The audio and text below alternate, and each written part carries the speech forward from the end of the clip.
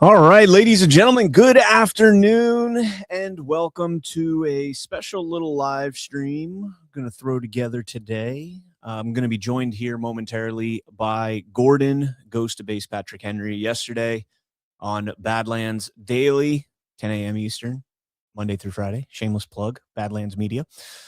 Ghost joined me, and every Tuesday we do geopolitics with Ghost, although that's his actual show, but we do it on Badlands Daily. I give him usually anywhere between, I give him 15 minutes and he takes 45. He has a tendency to do that.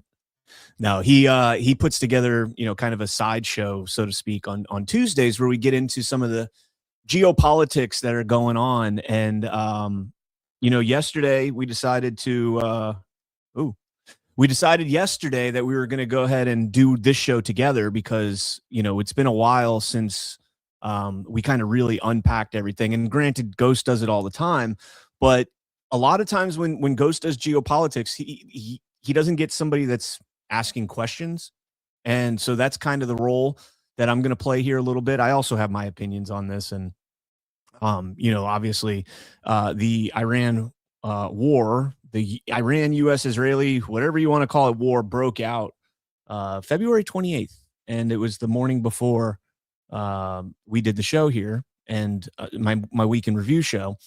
And, I started going through all the news that we were seeing, and a lot of the things that I was seeing, and both sides. For those of you that watched that weekend review show, I was laying out both sides. I was not just looking at this strictly from American Mockingbird media perspective or state-run media in Iran or Russian state-run media. I had all the sources. I had American sources. I had Russian sources. I had Iranian sources. And I came to the consensus that this was not, I didn't think it was a natural thing. I didn't think that Donald Trump had actively said, hey, let's go and invade Iran today specifically. And kind of a theme that we've seen over the last, several years, and probably even further back. We'll get into that with Ghost. But I think it'll be pretty interesting to do a show with Ghost and kind of start at the beginning, right? 1953, the coup that we ran in Iran, 1953 to 1979. And, 1979, obviously the Ayatollah rises to power. But prior to that, we had the Shah in there, Mossadegh, Pahlavi. Well, Mossadegh before the Shah. I'm not saying that the Shah was Mossadegh, but we'll get into all that. There's a lot of U.S. influence in that region, specifically Iran. Me and Ghost have unpacked it a lot. Going back to Operation Midnight Hammer, he was talking about a lot of this stuff and predicting a lot of stuff. A lot of the things that have taken place over the last 3 years in that region, Ghost has been spot on with it. And so as I sit here in filibuster, I'm not sure where he is. So let me just shoot him a text and be like, hey, you coming? So give me 2 seconds here. All right, there we go. While we're waiting for him to get here, I'm sure he's been going from show to show, so I'm sure he's got his things that he's got to take care of. I do want to talk to you guys about Augusta Precious Metals. You guys know I'm big on silver, and the dollar. Who knows where the dollar's going now, right? Things are getting a little bit shaky out there with the U.S. dollar, and if you guys want to kind of hedge your bets and shore up your own retirement accounts, 401ks, reach out to the folks at Augusta Precious Metals. You guys know I'm huge on silver. Silver is my thing, right? I love silver. Been talking to you guys about silver for a long time. Got in at around $21. Now it's lingering, somewhere in the 80s. Got as high as 117, I think, somewhere around there.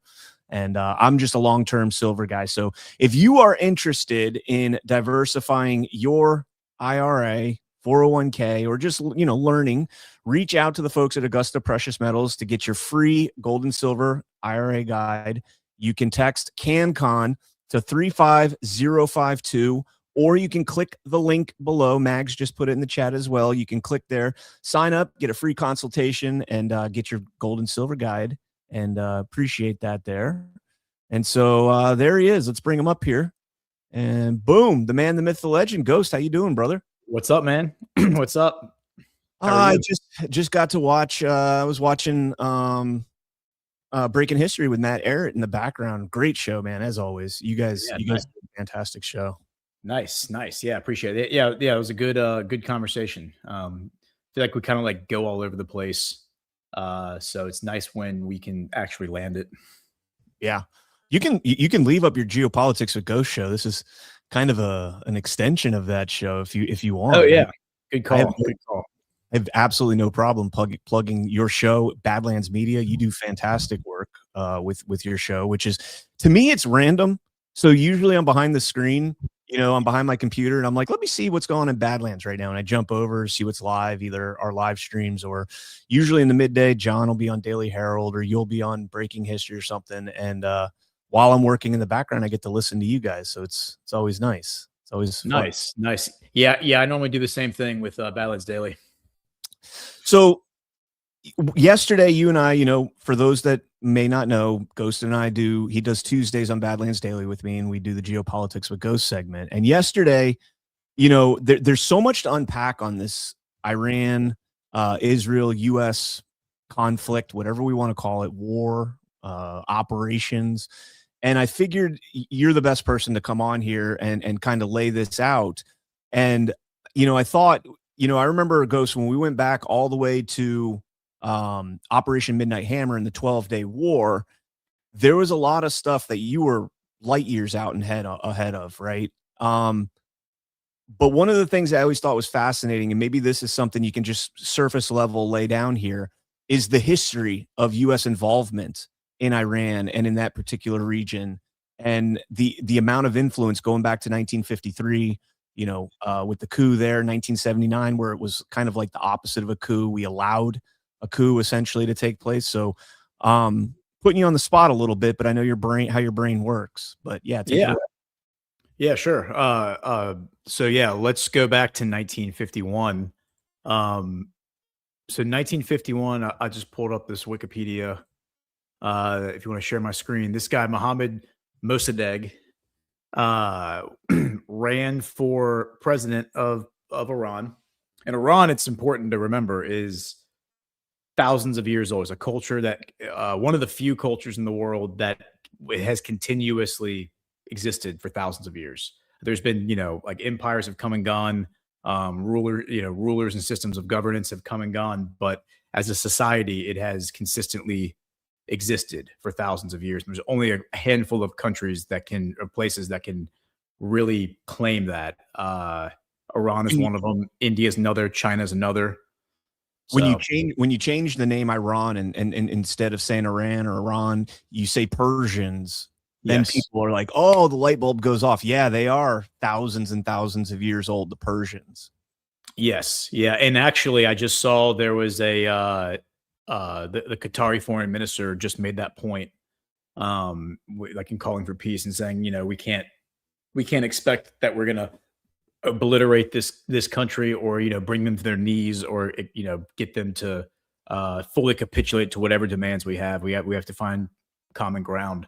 But anyway, going back to Mossadegh, what happens is you go back to, I think it's 1907, around that time, 1906, the first oil is discovered in the Middle East, and that's discovered in southwest Iran, by a British industrialist, who then goes on to create a company that is called the Anglo-Persian Company. Right, you'll see it right here, and that yeah. So pulling up that Wikipedia, it says that company was formed in 1909, so a few years after that first oil discovery is made. And the Anglo-Persian Company is then renamed the Anglo-Iranian Oil Company. So it's the Anglo-Persian Oil Company, APOC, and then it becomes the Anglo-Iranian Oil Company when the Shah is installed in 1953, and that's when they like formally rename it. I renamed the country, I think, Iran. But before that happens, what leads to the Shah getting installed was, so the British come in, they set up their oil operations, and they're pumping the oil. And then 1951, this guy Mossadegh runs for president, and he runs on the platform that, hey, that oil belongs to us, and we're not really getting anything out of this. Like the Britishers, like these imperialists have come in here and set up their little colony and are just kind of like taking all of our oil, and we're not really getting it. The exact same story you see in the 90s with Venezuela and Hugo Chavez, where the Bush family and their friends were exploiting and robbing Venezuela. The British were exploiting and robbing Persia. And so this guy runs on that premise, that platform, that he was going to nationalize the oil. He was going to take the oil back for the Persian people. And he wins the election, and he starts to make moves to do that. And then the CIA in 1953 goes to Eisenhower and says, hey, we need to overthrow this guy, because this is going to be this could be a catastrophe for the Western economies. Like we could have a huge energy crisis. We need the British to continue to maintain the control of this oil. This is a righteous cause. And so Eisenhower agrees, and you get a manipulated election in 1954 that leads to the installation of the Shah, Mohammad Reza Pahlavi. That's this guy right here. And what's important to realize about him is that his dynasty, quote unquote, was created in I think it was 1927. 1927 is when like the dynasty was established. As it says right here, and on his Wikipedia, he was the last Shah of Iran from 1941 to 1979. But like his dynasty, as I understand it, was like created in 1927. It's not like this guy was a part of some bloodline that goes back centuries or something like that. That's how I feel like it's presented these days, and that's just not the truth. It was pretty much created by Western intelligence, it seems like to me. And so 1954 happens. He's installed. He then signs right after entering office. First thing he does is he signs the consortium agreement of 1954. And that is this agreement right here. Consortium agreement of 1954 provided Western oil companies with 50% ownership of Iranian oil production after its ratification in 1954, expiring in 1979. According to the consortium agreement, 40% of Iran's oil shares belonged to 5 American companies. The other 40% belonged to Iran and UK oil companies, and 14% belonged to a Dutch oil company, and the remaining 6% belonged to a French oil company. So pretty much like 40% belonged to Iran / Britain. It's a joint venture between Iran and Britain. 40% to America, 14% to the Netherlands, and then 6% to France. And so it's a 25-year agreement. It expires in 1979, and the Shah gets rich and Iran gets rich off of this, because despite the fact that Mossadegh's nationalization was reversed, Iran still ended up getting 40% ownership through companies of the oil. So that was better than what they had before, like prior to 1951. And so the Shah gets super rich in the 1970s. You have the Yom Kippur War in 1973. That was when Israel started a war with Palestine and Jordan, and the West, of course, backed Israel, and the Arabs, like Saudi Arabia, backed Jordan and Palestine. And as a result, Saudi Arabia, OPEC, decided that it was going to embargo oil to all the countries that were supporting Israel, because it viewed them as the reason that this war was happening. And so anyone who was alive at the time will remember that gasoline was restricted. You could you had to have like a voucher, as I understand it. And you had to go. You could only go on Saturday, I think, to get fill up your car, for example. So people talked about waiting 7 hours in line with their car to go fill up at the gas station. It was a huge pain in the ass, and it drove the price of oil way up.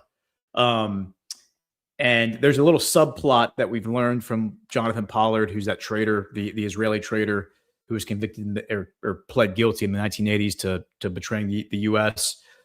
But the story he tells is that Nixon was not necessarily a fan of Iran. He was, of Israel. Excuse me. He was not a Zionist. Nixon was not a Zionist. He actually had a little bit of contempt, I think, for Israel and for the influence they had over D.C., which is why I think he's now cast as a bad guy. but he said he was going to cut off munitions, like we were going to stop sending weapons and ammunition to Israel because he opposed this war ostensibly. And as Jonathan Pollard and others have told the story, what Israel did is they loaded up a nuclear weapon because they had stolen nuclear technology from the U.S. from a facility actually in Pennsylvania, about 28 miles from where Donald Trump was shot in the head. That's very strange, but that's the coincidence. And they loaded up a nuclear weapon onto a plane. They taxied the plane onto the runway, and then they called up the Americans and said, hey, use your satellites and take a look at this runway right here. And the Americans immediately understood what they were looking at. And they said, yeah, if you don't continue the weapon shipments, the conventional weapon shipments, we're going to escalate this thing and we're going to use this nuke on the Arabs. And so, of course, like the next day, more weapons and ammunition were going to the Middle East. So they hang on 1 second, right there real quick, because I want to get some context here. So you mentioned the Saudi oil embargo, and that was against the allies of Israel in the Yom Kippur conflict? Yes, which included like Canada, I think Australia, a number of European countries, the US, obviously. I think Japan was also part of it. So can you fill me in on, one of the fundamental conflicts that exist in that region right now is the Sunni versus Shia, and having so when does that conflict arise? Because obviously you have the differing factions with the Saudis and the Iranians, the Persians, in the middle of that. So what made the Saudis in this situation kind of back the Iranians, or at least lend support to the? That's a good question. So the Iranians weren't in this situation, in the Yom Kippur War of 1973, it wasn't the Iranians who were being attacked, it was the Arabs. So if we're looking at the map, it was Israel attacking Palestine, and by extension, Jordan. So Jordan is 2/3 Palestinian refugees. So Israel was at war basically with the Arabs that live in this region. I got you. That was a stupid question, actually. No, it's actually a very fair question because this stuff is super confusing. But it's actually a great question, because what happens next leads to like a revival of the Sunni Shia conflict, which goes back to the death of the Prophet Muhammad. And for those who aren't familiar with it, I'm not an expert at all on Islam, but I've looked into it enough to understand the bare basics. And there are two trains of thought from after the Prophet Muhammad died. One school of thought was that only people who are of his bloodline, just like in Europe, are equipped to rule the caliphate, to lead the caliphate, right? It's a line of succession that is blood related. And those are the Shia, and those are only about 10 to 15% of all Muslims, mostly in Iran. I think Iran and Lebanon are the only two places that are really considered Shia countries. 50% of Iraq is Shia. That's basically it. And there's small pockets you'll find around the Middle East and the world. But 85% to 90% are considered Sunni. And what the Sunni believe is that the most capable person, like meritocracy, should be selected by the tribal elders to be the caliphate leader. And the irony of it all, of course, is that the direct descendants of the Prophet Muhammad, which would be the ruling family of Jordan, that would be King Abdullah, the Hashemites. Yeah, so he's a direct paternal blood relative of the Prophet Muhammad. So he's like royalty in the Islamic world, although a lot of them, I think, view him as potentially a traitor, like a puppet. He is a Sunni, as well as like the Saudis, who are the official custodians of Islam, because the two holy sites in Islam are, of course, Medina right here and Mecca. And so they're kind of considered like the keepers of the religion, of the faith. And so that's kind of a big irony to me, is that now, of course, the people who live in Iran and live in Persia, like the Shia clerics, they also claim descent, blood relation to the Prophet Muhammad, but their claim is not nearly as strong as King Abdullah and the Hashemites. So again, it's ironic that like the actual blood descendants of the Prophet Muhammad, the direct descendants, don't believe that only the direct descendants can be the leaders of Islam, that pretty much it should be whoever is the most capable. But anyway, I digress. That's the split. That's the basic principle. And then there's a bunch of other smaller topics, I'm sure. But that was what caused the division when the caliphate and ultimately broke up the caliphate years later. But of course, the caliphate continued on for centuries because it was reformed, etc. Okay. Now, jumping forward back in 1979, what happens is so the Yom Kippur war gets resolved. It gets resolved because Henry Kissinger, Nixon's Secretary of State, is sent to Saudi Arabia to negotiate an end to this. And so Henry Kissinger, who had just created both the World Economic Forum in 1971, that was one of his underlings. He sent to do that, Klaus Schwab. And then the Trilateral Commission in 1973, his other underling, Zbigniew Brzezinski, he sent both of them on a mission to do these two things, and they both went and did that. So Henry Kissinger then goes to Saudi Arabia and he meets with King Faisal. Now, King Faisal is a really one of the most fascinating characters, in my opinion, in Saudi history, modern history, because he is, I kind of consider him really close to like MBS in terms of like I consider MBS, the current crown prince, to be like his spiritual successor. This is him at the age of 13. So at the age of 13, like he spent his entire life as a Bedouin, like living in tents. He always said that he felt more comfortable sleeping in a tent than sleeping in a palace. He was leading grown men into battle at this age right here on horseback. Like in the World War I era. This is 1919. So this guy is like an actual badass. He's like a war hero. He was a leader of men even when he was a child. And he's kind of considered in like the Saudi lore, as I understand it, like a true Bedouin, like a true Saudi, right? And so he meets in secret with, when he's the crown prince in 1961, he meets, and his father, of course, is Ibn Saud, who's the founder of modern Saudi Arabia, which was formed in 1934. So he meets in secret in 1961 with President Kennedy, with JFK. And JFK apparently tells him, he says, look, you are never going to be great. Your family, the Saudi family, is never going to actually be great unless your people are great. And so he gives him a bunch of advice. He says, you should abolish slavery, because slavery was still legal then. You should take all that oil money that y'all are making and invest it in your country, invest it in your people, like give them free healthcare, develop infrastructure, develop an economy, like give them a purpose, give them create a middle class. Like the thing that separates America from the rest of the world is that we have a really robust, strong middle class because of the way that our markets are set up. You should, you're not going to be able to emulate that exactly, but you can create your own version of that using this tremendous wealth that God has given you, the oil under your feet.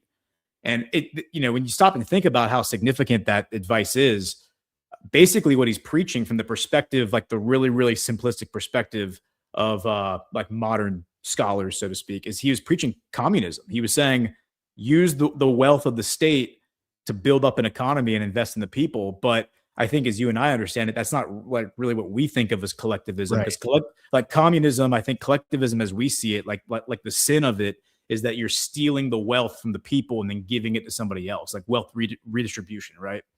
So that's not what this was. This was the Saudi royal family taking their wealth and investing it in the people so that they actually had a robust society. And so, what is it? I think it's 2 years later. It's right after JFK, I think, is murdered. So JFK is killed in November 1963, November 1964. Faisal and his other brothers go to the king, who is his older brother. This guy, King Fahd, is the second king of Saudi Arabia because their father ruled until I think it was 1953. He dies, and then the oldest son, Fahd, becomes king. He's king for 11 years. And then in 1964, Faisal goes to his other brothers and he says, Fahd is not doing a good job. Like, he sucks at this. He's in over his head. He's just not smart and capable enough. we need a new king. Like, and this guy's crown prince. And so he's like, I should be king. And all the brothers agree. And so they go to Fod and they say this to him. They lay out the case. They say, look, man, you're just not cut out for this. And Fod agrees, and Fod steps down, lives out the rest of his life. It's a peaceful coup, so to speak, right? And then this guy Faisal becomes king in 1964. He immediately implements all the things that JFK told him to do. He takes JFK's advice. He abolishes slavery. I think he actually abolished slavery as crown prince before he even became king. He implements like a healthcare system. He starts investing in infrastructure because most people in Saudi at the time didn't even have electricity or like running water. And he embarks on like this vision to build this like society using the wealth that the family had rather than just, live as a spoiled prince. Because again, this guy felt more comfortable sleeping in a tent in a palace. So he didn't really care about like the amenities of being royalty. Now, so fast forward to 1973, the Yom Kippur War. He puts his foot down and says, no more. We're not doing this war stuff.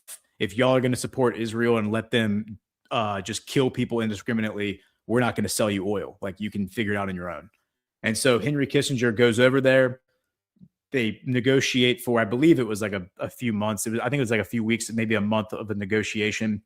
And ultimately come to the agreement that this thing had to end one way or another. And the last thing that the Saudis wanted was to be in a war with the United States or a war with Israel. So the agreement was that in exchange for OPEC, Saudi Arabia, which Saudi Arabia led, selling all their oil in US dollars and forcing everybody else to basically keep a reserve currency of US dollars and US treasuries in their possession, the U.S. would basically serve as like the protectorate of Saudi Arabia. We would set up military bases in the Middle East, and we would basically be there to protect Saudi Arabia if and when they ever needed us. And just by us being there, nobody was going to mess with Saudi Arabia. And that became known as the petrodollar deal. Now, right after Kissinger does this deal, negotiates this deal, this is the spring of 1974, he flies back to the U.S. and resigns from the Nixon administration, the reason being that Watergate was exploding at this point, the scandal. And so he leaves the Nixon administration right before things get really, really heated for Nixon. And then he goes and joins Zbigniew Brzezinski on the Trilateral Commission. And the Trilateral Commission basically spins, and the World Economic Forum for that matter, spends the 1970s plotting the takeover of the world, putting all the systems in place, creating all the NGOs, creating all the ABC, like the alphabet agencies, the regulatory bodies that make up now the executive branch, putting all these regulatory bodies, systems in place. As I understand it from people who live in that, I've spoken to so many people who were alive in the 1970s, and they said it was a really, really scary time because we were suffering from stagflation. America had never really experienced a real economic situation like this. Of course, we had the Great Depression, but this was something a little different. The Great Depression had like an explanation. The stock market crashed one day. This was something different. This was just like stagflation. Like there just was no growth. There was inflation. There was no economic growth. There was a sense of despair. There was a sense that there was no future for us, no future for America. Can you hang on for one second? Yeah. Just a quick question. Yeah. When the petrodollar came to fruition and OPEC was essentially developed, created, was Iran a member of OPEC at that time? Were they one of the initial bodies? That's actually a really good question. I don't think they were. I can look that up. You can keep going. Yeah. Look that up. They might have been, actually. They might have been, but yeah, I mean, the Saudi Arabia and Iran, of course, were like the two producers of oil, but Saudi Arabia had Aramco, and Aramco they were original. They were okay. That actually makes sense. They would have been originally, but yeah, that Saudi Arabia had a very robust. They had a really, really robust infrastructure and operation. And it's important to understand that I didn't know this until I started to look really deeply into MBS. And I really wanted to understand the history of the Middle East and why this stuff was happening. But I found pictures of and MBS talks about this all the time. He's many times he's discussed how important 1979 was. He describes it as like a fulcrum, as like a turning point in the history of the Middle East. That was when the Middle East basically went south. But there are all of these pictures of like Santa Claus on a camel, like riding down the main street in Riyadh. And there's like pictures of like little league soccer, like little soccer teams and baseball teams of like Arabian kids and white kids on the teams together. And that's because you had thousands of Americans living there working for Aramco. And so they were huge, like they were basically like suburbs of just white like Americans living there alongside the Arabs. And so Christmas was a thing. Like they would put up a Christmas tree at Christmas time. I mean, and they viewed it as like, yeah, it's like this is totally normal. Like you have a religion, we have a religion. Like who cares? Santa Claus, yeah, who cares? And then of course that all changes in 1979. But the Yom Kippur War sets up this situation where Iran is just making tons of money because the price of oil goes up, right? And Saudi Arabia becomes the negotiator to resolve that. Iran, meanwhile, is getting rich. The Shah is getting super rich. Now, the Shah is concerned with what he's seeing develop in Arabia. He does not like Zionism. He's not a big fan of like what the Israelis are doing. He understands that the conflict there, the expansion of the conflict is going to destabilize the region. It's going to threaten his country. And so when the British come back to him in 1978 and they're like, all right, it's time to renew this deal. He says, no. He's like, no, I'm not going to do this because you along with the Americans are the ones that are backing the Israelis and you're allowing them to just kind of like run roughshod over everyone. And he felt because he had become so wealthy from the oil that he could, and he had gotten nuclear energy. They had a nuclear power plant in Bashir, the same nuclear power plant they're talking about right now in the news. I think he felt that he had like some clout and he had the ability to like stand up to, it was very naive, like to stand up to them and say no. And so they're like, oh, okay. So MI6 and CIA go and declassify the documents that Eisenhower had signed. It was a 25-page document that spells out very clearly how the Shah came into power, and they give it to the Iranian press, and it's printed in newspapers. And basically, it's just, yeah, the Shah is a puppet. He was installed and created by the Americans. He is like this. He's not actually like an Iranian royalty. This is all fake. Operation Ajax. Yeah, Ajax, exactly. Operation Ajax. And then, of course, the CIA or MI6, whoever it was, maybe it was Mossad, they go and they dress up as the Savak, which is the Shah's like personal police force, and they go to the Rex Theater, the Rex Cinema in one of these cities. I forget which city it was, and 500 people inside. They chain up the doors. They pour jet fuel on it. They make sure that there's plenty of people watching them do this, taking pictures or whatever. And they light the thing on fire and just kill everybody inside. And so the optics of the Savak doing this, which would be the equivalent of like the FBI doing it, or the CIA, that gets everybody out into the streets.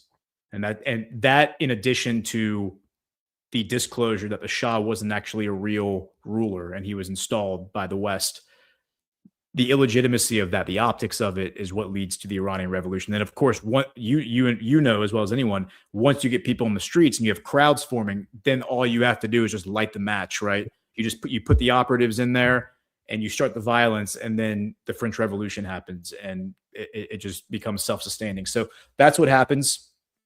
The Ayatollah, who was living in luxury in Paris at the time, is flown in on a private jet. He is interviewed on the private jet. I think it's CNN or one of those outlets is interviewing him. Like, what does it feel like to be the next Iranian leader? And then of course, like the rest is history as far as that goes. Now we immediately start selling this guy weapons, and the Israelis are the middleman. Like they're going and negotiating for us. And we're selling the Ayatollah weapons. We're selling Saddam Hussein, who's in Iraq. We're selling him weapons. That was Donald Rumsfeld was the one doing that. And then we are encouraging both sides to fight the other one, because the Iraqis and the Iranians did not like one another. And so they start a war in 1980. And that war lasts pretty much the entire decade. And just it's the most brutal war, I think, of the entire 20th century. It's like World War I tactics, or it's World War II tactics using World War I weaponry. So you don't have like the trenches, but you have the flamethrowers, you have the mustard gas, you have the old school machine guns, and it's just thousands and thousands of people just dying on battlefields in the most horrific, gruesome ways you can imagine.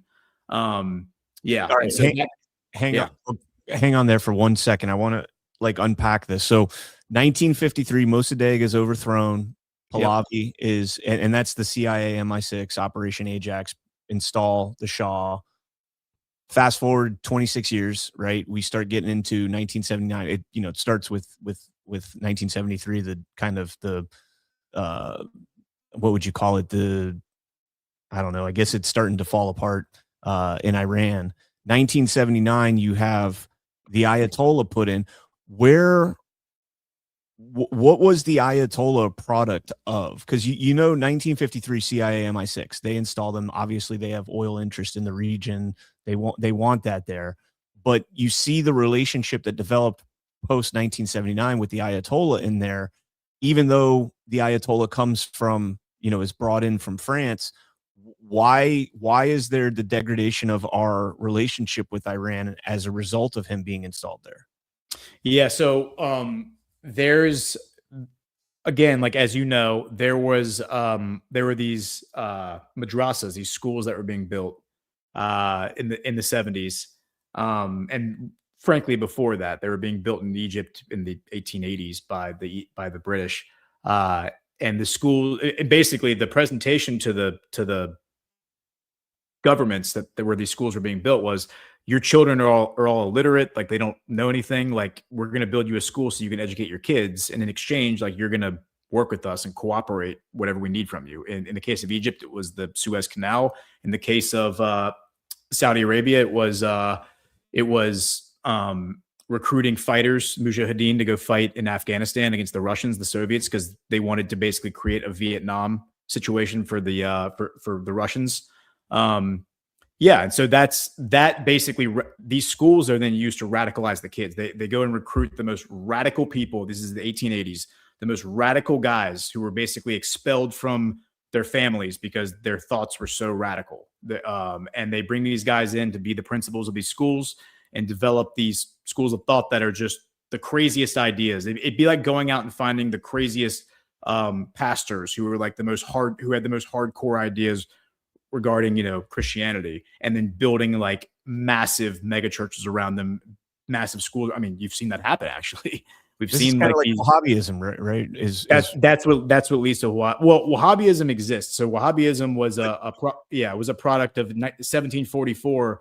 You had this cleric who came up with these crazy ideas, expelled from his family, expelled from his community because his ideas were so crazy. Didn't have a place to live, didn't have like a home. And then he meets the original MBS, Mohammed bin Saud. And Mohammed bin Saud is trying to build like an empire. He's trying to build like like take control and establish a kingdom.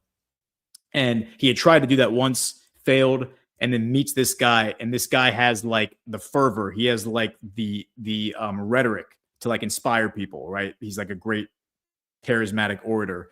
And so they form a pact, the Pact of Diriyah in 1744. And the agreement is that this guy would be under the protection of the Saudis.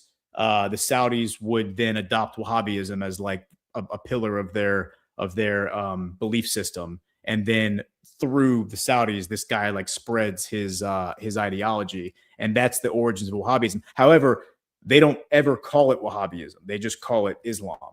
That's the key. And that's how I think MBS unwraps it so quickly, is he's just like, well, we've always said there's no such thing as Wahhabism. The reason it's called Wahhabism is because the guy's name was Al-Wahhab. So that's the reason they call it that. But the Saudis just consider it Islam. And so he's like, well, it's not a thing. Like, I'm just getting rid of all the crazy clerics and we're just going to moderate and go back to normal Islam. And that's what they've done recently. So that's Wahhabism. What this is called Salafism. And so Wahhabism is considered like a subsect of Salafism. But as I understand it, there's 4 different schools, like major schools of thought of Salafism. All of them are radical Islam, right? One of them is Wahhabism. That's like the most prevalent. But there's 3 other ones as well. And I don't know all the distinctions, but Some of them appeal more to Shia. Some of them appeal to Sunni. I think all Salafism is considered Sunni, but then you have radicalization in Shia. So again, I'm not an expert in all that, but I do understand that Salafism is radical extremism, and that those are the guys that the British go out in the 1880s and recruit. The first one being a guy named Rashid Rida. And so Rashid Rida is, again, another one of these clerics who's like expelled from his family because he's crazy. Like he just has a really, really like radical view of the world and like the way that like women should be treated and the way community should be set up. And he's made the first principal at the first one of these schools that the British build in Cairo. And Rashid Rida, then one of his students, Hassan al-Banna, becomes the founder of the Muslim Brotherhood in 1928. And both Hassan al-Banna and Rashid Rida are directly on the British payroll from their war office, the British intelligence. So again, it's like all of this is kind of in a lot of ways artificially created by the West. Yes. They're taking existing ideas that are on the fringe, and then they're basically pumping money into it. Yep. Yeah, it would be like going into like a neo-Nazi camp, in Tennessee, and then giving them billions of dollars and being like, "Hey, let's set up satellite organizations throughout the country, and then putting media on it to make it look like it's way more popular than it really is," and then it just becomes like ubiquitous with society, and everyone's like, "Oh yeah, like neo-Nazism, like that's of course a major part of American culture." It wouldn't be that hard to do something like that. I mean, look at Christian Zionism. They basically did that with Christian Zionism in the 1930s. So let's fast forward. We got to the Iraq-Iran war, and let's kind of, because I want to be respectful. Let's kind of move into the modern. So 1979 is this fulcrum, this turning point, because what happens is the Ayatollah comes in and he says the Saudis are all puppets. The Muslim Brotherhood, by the way, 1979 goes into Mecca with guns and takes control of Mecca, shuts it down. They control it for 2 weeks. They take control of it. And both the Muslim Brotherhood, who are Sunni, and the Ayatollah Shia at the same time are telling the Muslims, these people are puppets. They're created by the West, just like the Shah was. They're not real Islam. We are real Islam. You should follow us instead. These people are all pretenders. And so that then starts an ideological arms race in the Middle East, where the Saudis then say, no, we're real Islam. Like we're more orthodox than they are. We're gonna close down all the movie theaters. And then the Shah, and then the Ayatollah is like, oh yeah, well we're gonna close down. We're not gonna let men and women speak to each other in public. And the Saudis are like, oh yeah, we're just gonna close down all cafes. You can't even sell alcohol or do any there can be no interaction publicly. So this is like an arms race of who can be the most true Orthodox Islam. And that happens throughout the 80s, like the early 80s. And then that leads to 1988 when that's the year that Al-Qaeda was formed. That's the year that Hamas was formed. Hezbollah is created in 1982. And that's an earnest political movement to expel the IDF from Israel, who had been invited into Israel by the Lebanese government to chase out Yasser Arafat and the Palestinian, the PLO, the Palestinian Liberation Organization, who were running around, doing their activities, their terrorism or whatever, trying to fight the Israelis. So all of this is being seeded essentially, or at least watered by our own intelligence. And other intelligence. Oh yeah. And you have to imagine that they're probably CIA. I mean, I don't know this for a fact, but they're probably CIA. I mean, the CIA is very much in bed with the Saudi royal family at this time. And you'd have to imagine that there are somebody from the West is in bed with the Iranians, I would imagine. I mean, we installed them, right? And they're probably whispering in his ear like worm tongue and being like, oh, you better do something about this. Otherwise you're going to lose to these guys. Right. Like they're probably steering them in this direction, pushing them into this direction. Meanwhile, I believe it was 1979, might've been 1980. A book comes out on terrorism and introduces the Western audience to the concept of terrorism. And that book is written by an author named Benjamin Netanyahu. I'm not making this up. And so Benjamin Netanyahu, the one and the same. Yeah. They're watering the terrorism, watering the foundation of it over there, and at the same time teaching us over here, this is what you're supposed to be afraid of. Yeah, and so Netanyahu's whole like thesis in his book is like terrorism is one of the, like synonymous with Islam. Like Islam is terrorism, and most people in America at that point have no idea what Islam even is because we don't have very many Muslims in America. So like we're introduced to Islam by Bibi Netanyahu. He's also living at this point. This would have been in the 80s, I think, late 70s. He's living in Boston. His roommate is Mitt Romney. He went and studied architecture at MIT, and then he went to go work for Boston Consulting Group as like an economic analyst. And meanwhile, at nighttime, he's like going on local television in Boston and talking about Islam and talking about terrorism and talking about how like America has to support Israel no matter what and all that stuff. And like our war is your war. And oh yeah, this is all. I never knew this. Yeah, dude, it's crazy. It's crazy. But if you go go look up the first book Netanyahu wrote, I think it was 1979. Somebody will correct me on that. Look it up real quick. Yeah, but look it up. But you'll see like a consistent theme. All of his books are like fighting terrorism, like Terrorist International. How to save the West from terrorism. How the West can win. Published it. It was in 1986. So that's 86. But there was one that was published. It says the work edited by Netanyahu compiled essays from various experts on countering terrorism after his brother Yonatan's death in 1976 in Tembe raid. Jonathan, like Jonathan or whatever. That's Jonathan. Yeah, there you go. Okay. Yeah. So his brother was like special forces. I think Netanyahu was special forces, but a lot of the special forces guys all said that he was he would like weasel his way out of service, and he ended up like spending most of his time in America and, got exemptions from having to come back and fight when the Yom Kippur War started. But his brother was like a legit special forces operator and is killed in this raid, the Intimbe raid. And as I understand it, he was like the golden child. Like, and this is a story as old as time. You see the story happening all over history where the golden son, like same thing happens with JFK, by the way. JFK's older brother, Joe Jr. is like the golden child in their family. He's the one who's supposed to be president. And then he dies. He dies in I think it was a plane crash. No. He dies flying a bomber in World War II across the English Channel, gets shot down. That's what it was.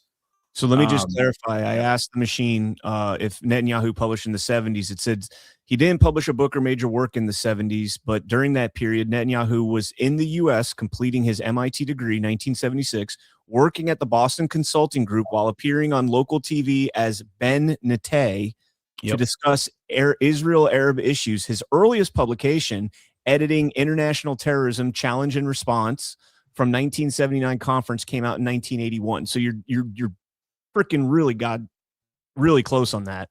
But holy shit, I never knew that, dude. Yeah. Here, I actually have the video of him on Boston television. 1 second.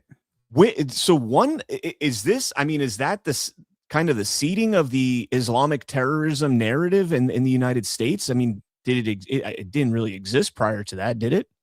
No, I mean, like, I don't think anyone would have known like what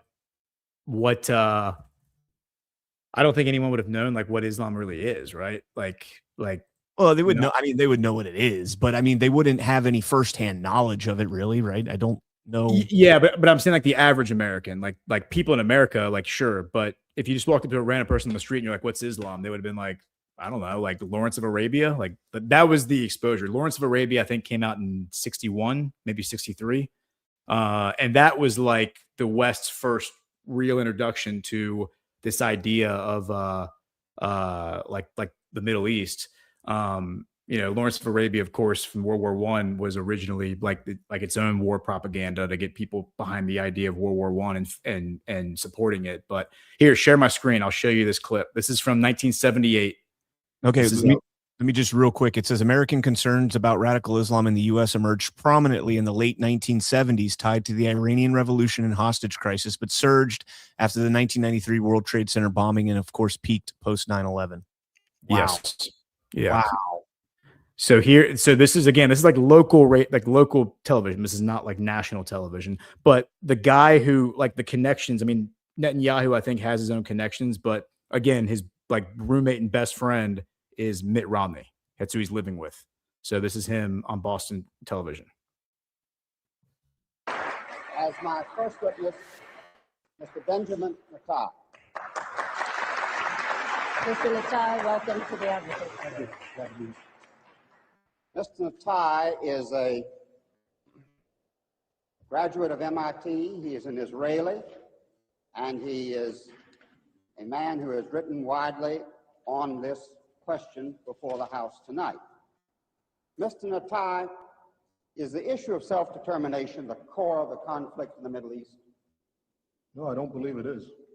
The real core of the conflict is the unfortunate Arab refusal to accept the state of Israel. And I think, as was mentioned earlier, for 20 years, the Arabs had both the West Bank and the Gaza Strip.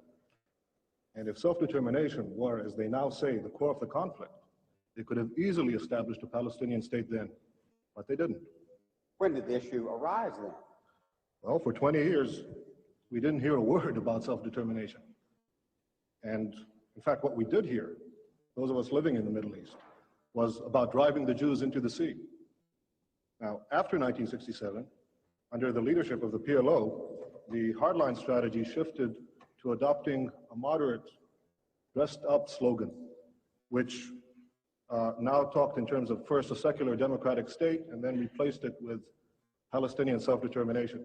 But what this really means, contrary to what Mr. Aruri said, about 1977 being a changed year in the PLO's objectives, let me quote you what the PLO Information Office said in a Dutch paper in 1977, in May 5th. 77? May 5th, 1977, yes. The statement was very simple. Our objective remains the destruction of the Zionist state of Israel. So let's keep in mind that what we're talking about here is not the attempt to build a state, but to destroy one. Do the Palestinians have a right to a separate state? Well, Mr. Jam has been talking about human rights. well, I think that no, I don't think they do, but I think that it's quite instructive that the Palestinians who are invoking the right of self-determination, which is an attribute for separate nations, themselves are the ones who define themselves as part of the Arab nation. Now, no one is denying that there are Palestinian Arabs. There's a very distinguished Palestinian Arab sitting right next to me. But the Palestinians themselves, in the Palestinian National Covenant, the very first article, say that the people of Palestine, quote, are part of the Arab nation. Well, let's look at the Arab nation. It has 21 states, an area roughly the size of the United States, and 1/6 of the entire world's wealth.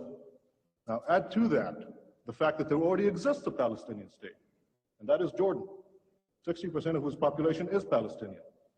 I think it's quite interesting that Yasser Arafat and King Hussein, who are bitter enemies, agree on one thing, that Jordan is a Palestinian state. So what we're talking about is a demand for a 22nd Arab state and a second Palestinian state. Yeah. So there's a few things happening here. Number one, he doesn't explain to the audience why Jordan is 60% Palestinian. The reason that Jordan is 60% Palestinian is because in 1948, the Israeli militias, which were all considered terrorist organizations by the British government, which was in control up until that point of Palestine, they engaged in this mass genocide, basically called the Nakba, the catastrophe, and hundreds of thousands of people are driven out of their homes. And basically, and what the anecdote goes, people show up to your house and say, "Hey, you have until 5 o'clock today to leave, or when we come back at 5 o'clock, if you're still here, we're going to shoot you." And in one case, they did that. I think it was like 118 people, including women and children, were just shot and thrown into a mass grave. So they did do that. And so hundreds of thousands of people in Exodus leaving parts of Palestine. This is like original Palestine, right? And then those areas become Israel in 1948. That's the partition of Palestine. Now those people, when they leave, they can't all fit into the West Bank, right? So they end up they go further east into Jordan, and then that's why 60%, I think now it's higher than that, of Jordan's population are Palestinian. He doesn't tell you that, but it's because of kinetic military campaigns, terrorist campaigns, actually, because they were blowing up bus stations and attacking civilian infrastructure and just killing people indiscriminately. That is what happens. The other thing that's happening right here is you'll notice he doesn't have an accent. And that's because, as I understand it, Netanyahu spent much of his childhood in Ohio and Pennsylvania. He grew up in America. That's what Steve Bannon says. But what's very notable is that he doesn't have an accent, despite the fact that his father worked for one of the founding fathers of Israel as his personal secretary. And so you have this guy who is ostensibly like a good-looking guy, well-spoken, clean-cut, sounds like an American, looks like an American. He seems reasonable, right? Like he seems composed, and he's telling you a story. And then you look at the Arabs like Yasser Arafat, and they look very different from us. They sound very different from us. They have a different religion from us. Yep.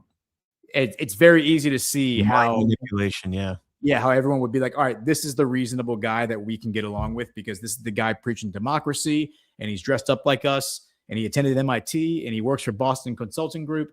But when you look at like the timing of this is 1978. A year later, we're going to have the Iranian Revolution, and that's going to lead to, as I said, the radicalization of Saudi Arabia, right? Which then leads to the radicalization of the entire Middle East. Back up to 1975, 1 year after King Faisal, who I think King Faisal was like the good guy. I think he was the white hat. 1 year after he negotiates the petrodollar, he is murdered by his nephew, who had just returned from Virginia. And so the speculation is that his nephew was an MK Ultra victim, was brainwashed by the CIA to kill his uncle because he basically, after the fact, like doesn't remember doing it, basically. So it's a like crazy situation. But King Faisal was killed, and from what I can tell from like the Saudi line, is that that's when you have more nefarious elements take control of like the CIA aligned elements take control of Saudi Arabia, and then they radicalize it, right? And then that takes us into the 90s. So then you have the bombing of the World Trade Center in 1990. Hang on, just real quick, Ghost. Before you take us into the 90s, I'm going to hit an ad here real quick before you go there, because we'll kind of roll into that. Guys, here's a little inside scoop that many creators are talking about behind the scene. It's actually one of the reasons that I'm using Rumble, in addition to the absolute free speech that they offer. They made a way to super chat creators so that we get paid immediately and without any fees. YouTube and Twitch can take up to 50% fees when you tip creators. This method, however, takes none. That's right. The platforms take zero fees. We get to keep nearly 100% of whatever you send to me. You can super chat with Bitcoin, Tether USD, or Tether Gold stable coins. The tip will show up directly in our Rumble chats, and of course, we'll read those at the end of the show here. All you need to do is download the Rumble wallet on the App Store, and you can send the tips to your favorite creators. You can go to wallet.rumble.com, or you can download the app directly from the App Store. Seriously, an amazing way to get rid of the middlemen and help the creator economy. Shout out to Rumble, as always, for making this disruptive technology. All right. Appreciate you, Rumble, and take it away into the 90s. Okay, so let's take a pit stop here at 1990. So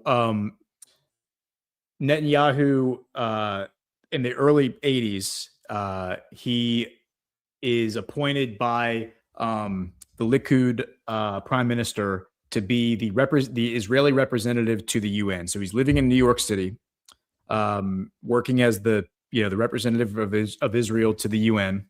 And then I believe it's in 1986, he decides to move back to Israel. It's like a big decision. Like I'm leaving the United States after all these years, and I'm going back to Israel. And I'm going to start my political career. And so he goes back. How long was he in the U.S. at that point?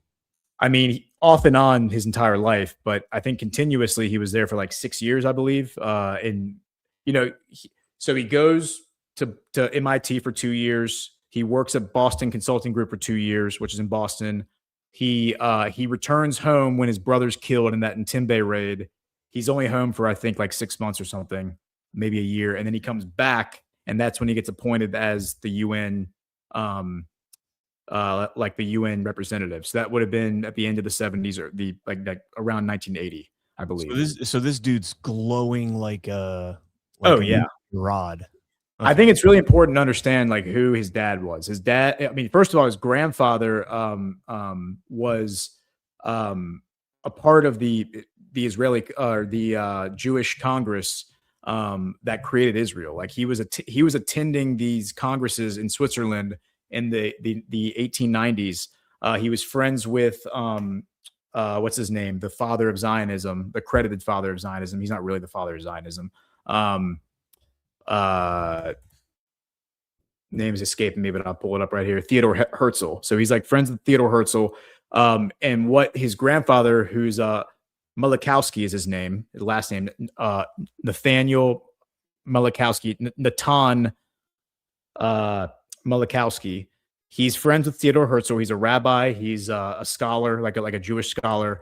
And he's actually one of the people in the room who is vehemently against the idea of the Jewish state being created in Madagascar. That was one of the places that was thrown out there. Zimbabwe was another one. It was at the time it was Rhodesia. And Argentina was the other one. There was already a very large Jewish community that had been set up in Argentina by a British Jew. And so there was serious discussion about, hey, should we just make this Israel? Should we just make that Israel? And the guy who was standing on the table saying, absolutely not, it has to be Palestine, was Natan Malachowski. And so Natan Malachowski, his son, is a writer,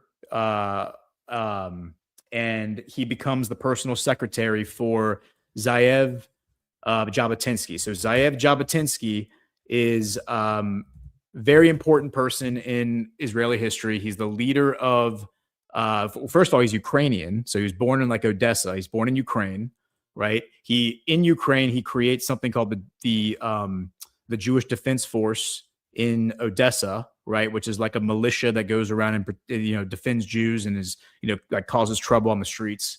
He then joins the British Army in World War I and forms something called the Jewish Legion, which is like, an entire regiments of soldiers that are all Jewish in World War I. And then he goes to mandatory Palestine, British Mandate Palestine after World War I, and he forms what's called the Irgun, which is the one of these militias, right? This terrorist organization. And so the Irgun start bombing, like they start conducting terrorist attacks against the British government, which is the government that rules Palestine, blowing up bus stations, killing government officials, etc. And then he has a split with one of his guys, Jacob Stern, who's in his outfit. And around the time of World War I, right before World War I begins, because Jacob Stern says, hey, we are nationalist socialists, because they're all socialists. They're all like Bolsheviks and socialists from Eastern Europe. And this guy, Jacob Stern, says, hey, we are national socialists. Hitler's a national socialist. Mussolini's a national socialist. We have like the same ideology. We should ally with them, right? Like we hate the British. They hate the British, or they're fighting the British. Like, why don't we join forces? They actually send Mussolini a letter. I think it's called the Jerusalem Proposal, offering an alliance. They offer to give the deep water port of Haifa to Italy. They offer to give 50% of all the natural resources, which is not very much, in Palestine, to the Italians. Mussolini declines. They send the same proposal to Hitler. Hitler declines. But they were both like, well, this is really interesting. So Mussolini agrees to bring these guys over, these militia members, and train them. And what the Italians say is that these people, these Jews from who make up the Lehigh militia, that's the break off, the split off of the Irgun. They said that they had the most natural talent for violence of anyone they'd ever seen, like the most ruthless people they'd ever seen. And they teach them how to do car bombs, and they teach them how to do, all the special forces kind of training. And those guys go back to Palestine, and then they engage in, at that point, this guy, Jabotinsky, I'll show you him right here. So Jabotinsky, at this point, the beginning of World War I, decides to ally with the British. He's like, you know what? If we're going to form our own government, if we're going to take control of this place, the British are actually our best chance. We should become their allies. Jacob Stern says, no. We should ally with Hitler, the British are the enemy. So the Lehigh continue bombing the British throughout World War One, or I'm sorry, World War II, and then the war ends. The Lehigh and the Irgun reconcile, and then they join forces for the Nakba, which that's the catastrophe. And then in 1949, those two militias, along with two other militias, the Haganah and there's another one that escapes me. All of them, the four of them, join forces and create the Israeli Defense Force. So the IDF is literally formed from four terrorist organizations that were engaging in terrorist attacks against the British government and the Palestinian civilians for 2 decades. And they're being sent weapons and stuff, by the way, from America, from Britain. One of the people sending them weapons was Lyndon B. Johnson, who owned like a orange company or like a fruit company. And he would send crates of fruit to Palestine that really had weapons in them. And that's how they got a lot of their guns. So anyway, Jabotinsky, his personal secretary is Natan Milikowski's son. So Natan Milikowski's son, when he writes for these newspapers, promoting Zionism, he's a Jewish historian. He teaches at a few universities, I believe. He starts signing his articles Netanyahu, which means son of Natan. Okay, and then he decides to formally change his name to Netanyahu from Milikowski. So that's how Benjamin Netanyahu gets his name. Benjamin, of course, I think means like the chosen son of Netanyahu. So the chosen son of the chosen son of the son of Natan. That's like what his name translates to or whatever. And it's really important to know that Jabotinsky is he's an atheist, I believe, but some of the people around them were like dispensationalists who had this idea of like creating Greater Israel. I think that was always the plan. The Irgun flag, by the way, the Irgun, their formal crest, showed all of Israel and Jordan, Transjordan, as like one map. Like all of that was going to be Israel. So they always had these ambitions of like growing the borders, of like Greater Israel, and then that of course becomes like Neo-Babylon. Like we're just going to do from one river to the other river, from the Nile to the Euphrates.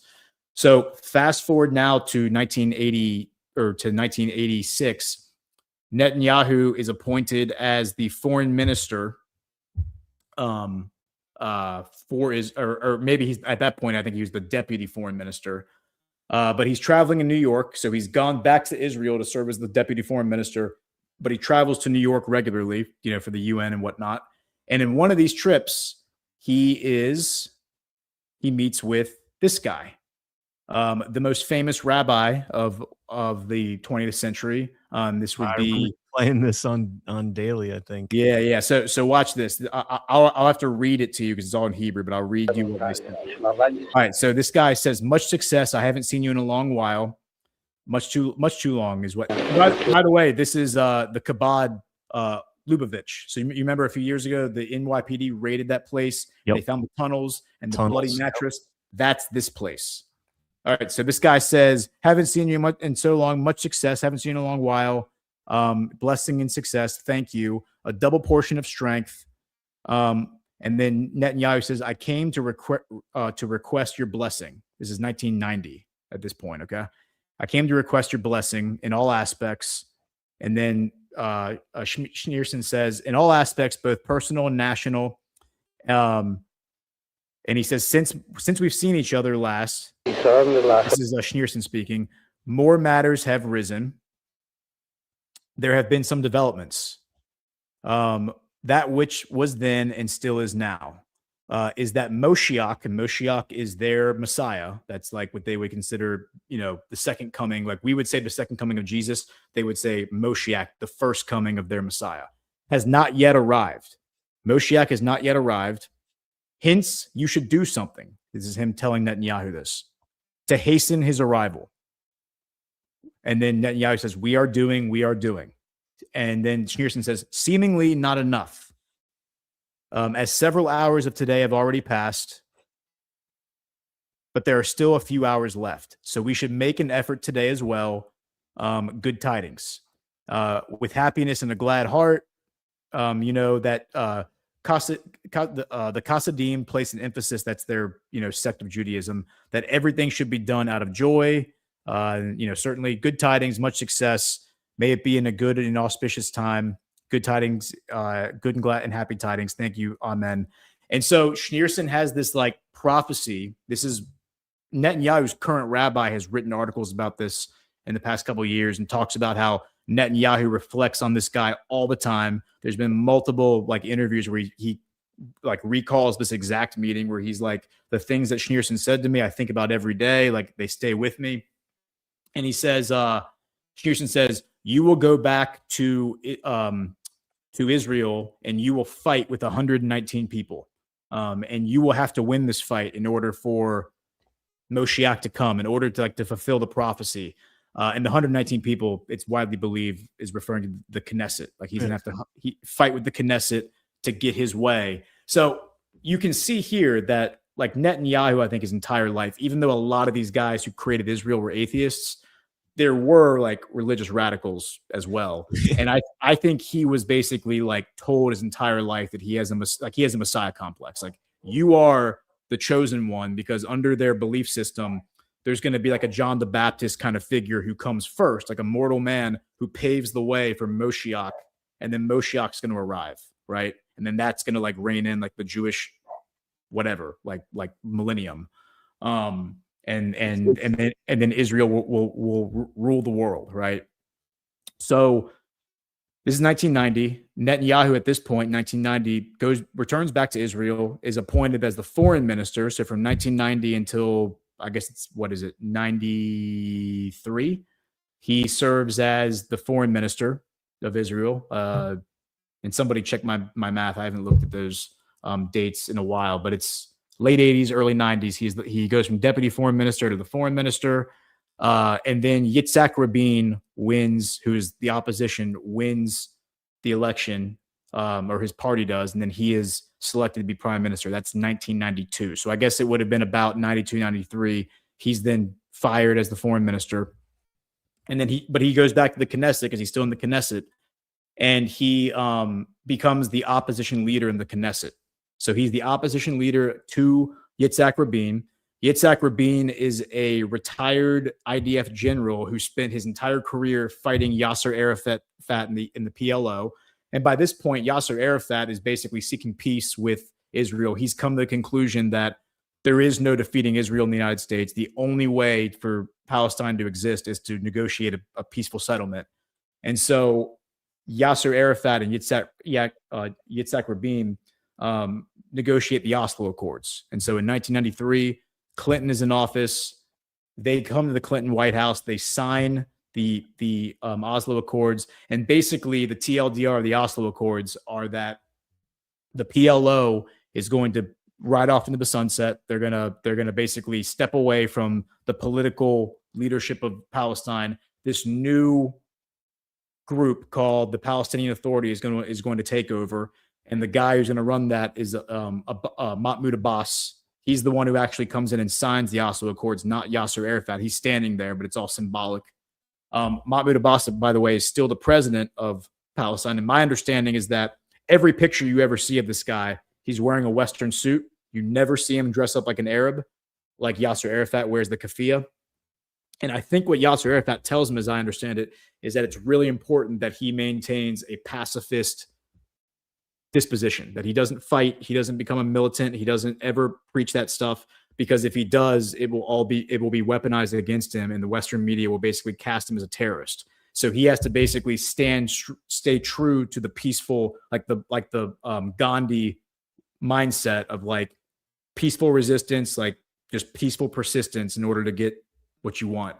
And so that's what Mahmoud Abbas does. Now, of course, there are a lot of things that happen. There's like these pension plans that are made for people who are killed fighting the IDF. Those are called pay for slay, right? The idea that you're going to take care of a widow and the kids if the husband dies, fighting Israel in a war.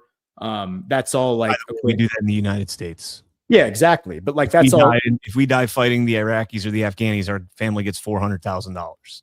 Yeah, So- well, there you go. So it's like it's equated with terrorism. They're paying terrorists to kill the IDF, but it's all bullshit. It's just like skewed perspectives, right?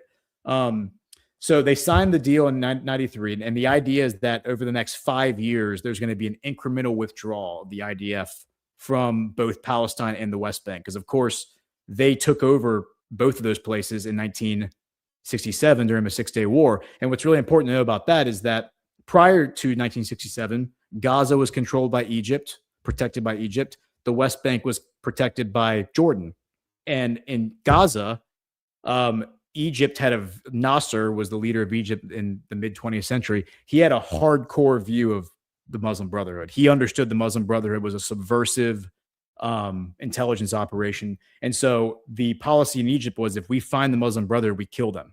If you are preaching Muslim Brotherhood ideology or you have their materials in your possession, you are executed. That was their policy, and that extended to Gaza. And that was under who? That was under Nasser. Who is cast as an enemy in the Western media. He's considered like a communist because he was friends with the Russians. Because he's killing their intelligence assets in the MB. Yeah, and he also was recruiting Soviet scientists to develop he wanted to develop like a nuclear program.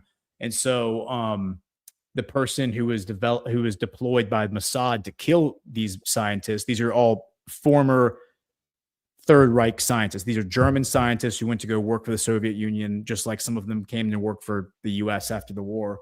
The guy who's dispatched to go kill them is Otto Storsky, I think is his name. He's the personal bodyguard of Hitler. He's the guy that Hitler said was the ideal specimen of Aryan perfection. He's like a 6'6", blonde hair, blue eyed, just beast, right? And so he becomes Hitler's personal bodyguard in World War II. And then after the war, he is recruited by Mossad. He goes and works for Mossad, and his job as an assassin is to go hunt down all of the former Third Reich operatives who had escaped and kill them. And that's what he does. And so most of these people are scientists who are working for the Arabs and the Muslim nations, but also the Soviet Union. But that's what he does. Again, it's one of these weird paradoxes. Why would Hitler's personal bodyguard be working for Mossad? Well, there's a history there to explain that. So we get to 1967, the IDF, Israel, takes over both Gaza and the West Bank, and they reverse those policies on the Muslim Brotherhood. And so the Muslim Brotherhood from Egypt floods into Gaza eventually. And then they start to preach their teachings, right, and their ideology. And then that leads to the creation of Hamas in 1988, coinciding with the radicalization of Saudi Arabia, right? And so Hamas is formed in 1988. And what I find interesting is that the same time that Hamas is created, Yasser Arafat comes out and formally says, this is 1988, I'm no longer seeking the destruction of Israel. I just want to create a Palestinian state. That was when the whole effort that leads to the Oslo Accords begins. So when Yasser Arafat says, I don't want to fight anymore, we're done fighting, all of a sudden you get this new group called Hamas in Gaza, and they're like, we want to fight. Let's continue the fight, right? And so eventually they get some political power. Okay, let's back up. So the Oslo Accords are signed in 1995. In 1995, you have an election coming up, and Netanyahu is running against Yitzhak Rabin, and all the Netanyahu supporters are hardcore hate Yitzhak Rabin because they're like, you're a traitor, you've betrayed us, you've signed a deal with the Palestinians, you've done the one thing that you weren't supposed to do, and there's a lot of hatred and contempt. And so this one young person does a television interview. I have that video too, but we don't need to watch it. But he does a television interview where he pulls out a Mercedes-Benz hood ornament and he says, "You see this? This came off of Prime Minister Rabin's Mercedes. We scaled, we scaled the walls at the Prime Minister's estate and ripped this off the car. If we can get to his car, we can get to him at any time we want." And then 2 weeks later, Yitzhak Rabin is murdered by a Jewish terrorist, by a Jewish citizen, kills him. And the reason they kill him is because they view him as a traitor to Israel. Now, the guy who was in that interview, his name was Itamar Ben-Gvir. And he is now today the current national security minister under Benjamin Netanyahu. So this guy is like hardcore radical. There's videos of him throughout his entire life of leading groups through like the streets of the West Bank and like knocking over like fruit stands and like destroying markets and stuff. Like they're just terrorists. They're just bullies. And he's a student, of course, of Meir Kahane. Meir Kahane was a Jewish terrorist from the 80s who was arrested, I believe, in 1983 because he plotted to load up a Cessna with explosives and fly it somehow maybe bail out with a parachute or something and fly it into the Dome of the Rock, that mosque in Jerusalem, blow it up and start a holy war between the Muslims and the West that could never be resolved. He was arrested by the Shin Bet and he did 6 months in jail. He gets out of jail. He runs for office in the Knesset. He wins. And from 1984 until I believe it's 84 to 88. It's either 84 to 88 or 86 to 90, but I'm pretty sure it's 84 to 88. He serves in the Knesset, and he is so radical because he's a Jewish supremacist. He says, we shouldn't just kick out the Muslims. We should kick out the Christians too. He's like, the Christians are the ancient enemy of Jews. We hate Jesus. We're the ones who killed Jesus, etc. And he's so radical and he's so like out there in his belief system that even the Likud party, which is Netanyahu's party, when he would get up and speak in the Knesset, would get up and leave the room. Like he was universally viewed as a problem and like a net negative for Israel. And so after he leaves, he's murdered in the streets of New York City in 1990. And then in 1994, under Yitzhak Rabin, they passed legislation that says if you have a racial supremacist views, like Jewish supremacist views, as part of your political platform, you cannot serve in the Knesset. And so his entire group of people, the Kahanists, are kicked out. And Itamar Ben-Gvir is one of these people. So is Bezalel Smotrich. So is Israel Katz. These are all ministers in the security cabinet right now. And that all comes back later. But Rabin is killed. Netanyahu wins the election, of course. He becomes prime minister in 1996 and then serves until I believe it's in 98. There's this big scandal because he sends Mossad into Jordan to kill the leader of Hamas, the same guy that I think is still running around alive today, Kamal. I think he's still alive today. He may have died in the war, but they try to kill him, and what they do is they develop a poison, an aerosol poison that you spray in the ear, and it basically like destroys your brain in seconds and kills you. And so the Mossad agents, it's 4 guys, 2 guys in a car, and then 2 guys who are waiting outside of his building in Jordan, where they knew that this Hamas leader was coming out of. And so they walk up and they spray it, but they miss his ear and they hit like next to his ear. And so they then are jumped on, right, and grabbed. The 2 other guys drive away, and those 2 Mossad agents are captured. So they rush Kamal off to the hospital. He still is suffering from the poison, but it didn't like get deep into his ear. And so King Hussein, the king of Jordan, calls up Netanyahu and says, if you don't send us the antidote for this right now, we're going to execute these, or like we're going to torture and execute these Mossad guys, and we're going to do it publicly so everyone knows what y'all did. And so Netanyahu capitulates and sends them the antidote, and then they send back the Mossad guys. But this still becomes reported in Israeli media, and it still becomes known, and it's a massive scandal for Netanyahu, and he loses the support of the Knesset, which then brings in new elections. And I think this is 99, and so he loses the election to Ehud Barak, who is now like tied up in all the Epstein stuff, right?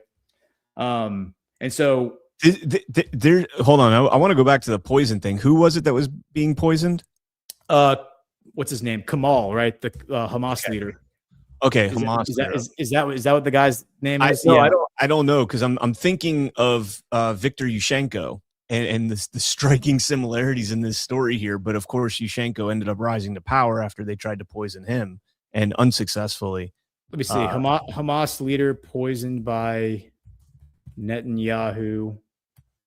Because that was only 5 years later, in 2004, when Yushchenko was poisoned in Ukraine. I'm sorry, his name is Khalid Mashal. Yeah, so it was in 1997 that this happened in Amman. Yeah, and so it was What ended up happening to him? So, In you terms talking about of his position? Khalid Mashal? Yeah, in terms of like where he went, not physically, but So Khalid Mashal was still alive during the after October 7th. Mhm. So he was like one of the people who I think he must have been killed. Let me see. I have it right here. So it but says did he go on to any leadership in oh Palestine? or in oh Hamas? yeah. Oh yeah. He's like one of the top Hamas leaders, right? Like he's and I think he's actually still alive. It looks like he's still alive. Let me see. That's interesting. Yeah, he's still alive. So he's regarded as one of the top leaders of Hamas since the death of Ahmed Yassin, alongside Ismail Haniyeh and Yahya Sinwar. So he's now the leader of Hamas, basically. You would think that if you're sending an agent to take somebody out like that in something that's got a lot of, there's a lot of volatility, whether it's going to be successful or not, you would have a backup plan. Oh yeah, no. And I mean, but it's really important to understand that this is what this is what Mossad does. Like if I've read the books on this and of the people who have disclosed this stuff, and they have like entire labs that are set up just to develop poisons that are totally untraceable. And they basically they bring Mossad agents in and they have Mossad agents watch autopsies so that the agents understand how they look for signs of assassination. So it's like, you're going to stick a syringe between their toes. They're going to catch you doing that. Like, wow. They understand to a T exactly what doctors are going to look for so that they can do something like an aerosol spray in the ear. Like they're never going to look for that. Right. Gotcha. Yeah. So, and there's an entire scientific division that cultivates very rare plants and flowers for poisons that aren't even really known to the rest of the world. It's crazy. But that's what they do. So anyway, we're now at 2000. So 9/11 happens, obviously, right? A year later, Netanyahu goes and testifies September 11th, 2002 in the Senate in the United States. He guarantees, he says, you need to overthrow Saddam Hussein, you need to overthrow Iran, and you need to overthrow Afghanistan. He says, I guarantee if you murder Saddam Hussein, you will bring peace to the Middle East. That's what he says. He says that Saddam Hussein has weapons of mass destruction, etc. The rest is history. So we obviously overthrow the Taliban in Afghanistan and we overthrow Saddam Hussein in Iraq. The only one we don't do is Iran. Netanyahu then is politically active in Israel, obviously throughout the 2000s. He comes back into office as the prime minister off and on. I think he serves for 2 years, loses confidence, comes back in. I think in 2009 is when he's basically been the prime minister since I think it's 2009. Yep. And yeah, ever since then, it's kind of just been full tilt. This path towards greater Israel. I think that's what he's working towards. So anyway, so now we can tie this into Iran. Yeah. So now we can jump forward. So with Iran, I think that when Obama negotiated the Iran nuclear deal, which I think was signed, was it 2015 or 2016? It was one of the two. I don't think the Iran nuclear deal was about nuclear weapons at all. I think it was about money laundering. And they shipped the pallets of cash overnight, $400 million in U.S. cash. I think it's $40 million in euros cash. Really weird thing happens where you have May of 2018, OFAC sanctions the governor of the central bank of Iran. JCPO, it was July 2015. July 2015. There you go. Yeah. Yes. Okay. So what is it? I think it's May 8th, 2018. President Trump formally pulls out of the Iran nuclear deal, right? 1 week later, here is the U.S. Department of the Treasury press release. Treasury targets Iran's central bank governor and Iraqi bank moving millions of dollars for IRGC Quds force. This is May 15th, 2018. And so they're listing off a number of people, but the top guy is Saif. His name is Saif. He's the central bank governor in Iran. And so again, this is May.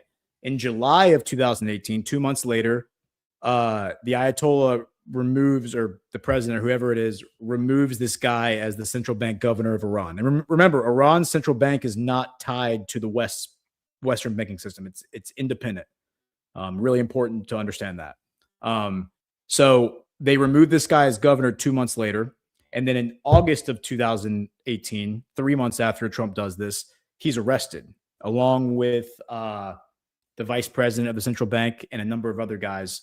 And they're all charged with, now, right here, Trump says that they're laundering money, right? They're laundering millions and millions of dollars. When they're arrested by the Iranians say specifically they were accused of illegally possessing and selling US dollars and euros, which I think are banned in Iran, as I understand it. But it's $150 million in US cash that they had sold, that they had gotten possession of and sold, and then 20 million euros that they had illegally possessed and sold. And so Saif is sentenced to 10 years in prison. And then his vice president, whose name is Arakchi, is sentenced to 8 years in prison. I think that was in 2021 is when their trial happened. So Arakchi is going to sound familiar because he's the nephew of the then deputy foreign minister, Abbas Arakchi, who is now the foreign minister of Iran. So very weird dynamic here where the guy, like this guy's nephew, is arrested. He's accused of, it's very clear what they're talking about here is the money, I think, that Obama sent him. But what's interesting is that first Trump designates this as a problem, right? And then Rouhani, who is the, he's the, not the Ayatollah, but the president of Iran, he then goes and arrests these guys 3 months later and accuses them of the exact same thing, that they were funneling millions of US dollars through their bank illegally.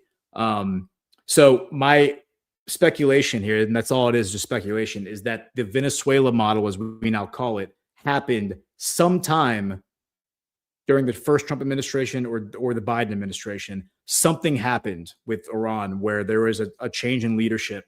I think Matt Ehret speculates that it happened far sooner, like 20 years ago, that they became like sovereign minded or whatever. But anyway, it doesn't matter. Something changed, though, I think, that they were working with Trump. There's very clear coordination happening here where the OFAC, the Office of Foreign Asset Control from the Treasury, targets these individuals. And then the Iranian government comes in a few months later and arrests them for the exact same thing that OFAC is accusing them of. So then jump forward to where we are now, like last year, like the 12-day war. The 12-day war begins with Israel attacking Iran, right? So like the 12-day war begins, they're attacking, right? And then after 11 days, Trump steps in and says, we're going to end this by dropping bombs from the B-2s on the nuclear facilities, right? And then Trump comes out and says, we've blown up the nuclear facilities. The mission's completed, mission success. Bring everybody home. It's over. We're calling it the 12-day war. Done.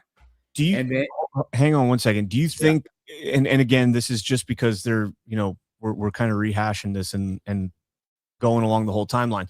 I think, and maybe you have this video. I could not find it, but do you have the Soleimani video when Trump acknowledged? I think that's really important to lay down the relationship that Trump has with these people.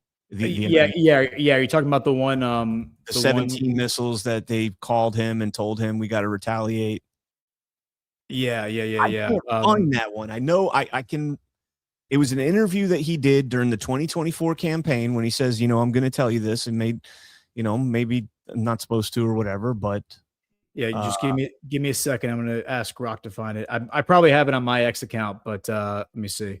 In the meantime, Mario Nafal, I just saw on X, Israeli strike hits tents full of displaced Palestinians in southern Deir al-Balah in central Gaza. And dude, this is some pretty freaking clear video right here. Let me see. Play it. Jeez. You don't normally see it this clear like this. Sheesh. Kind of weird those people are all just standing there.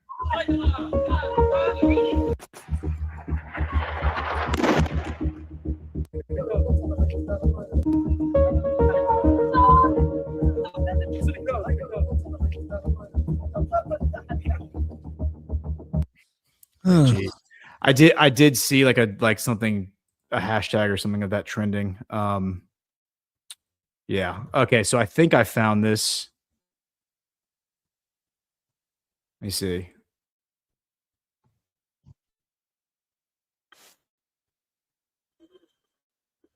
Gaza notifications reporting it. There's a bunch of it's going pretty, getting a lot of views right now. Yeah, this is. Let me see. Yeah, this isn't the actual video that I'm looking for. I'm looking for.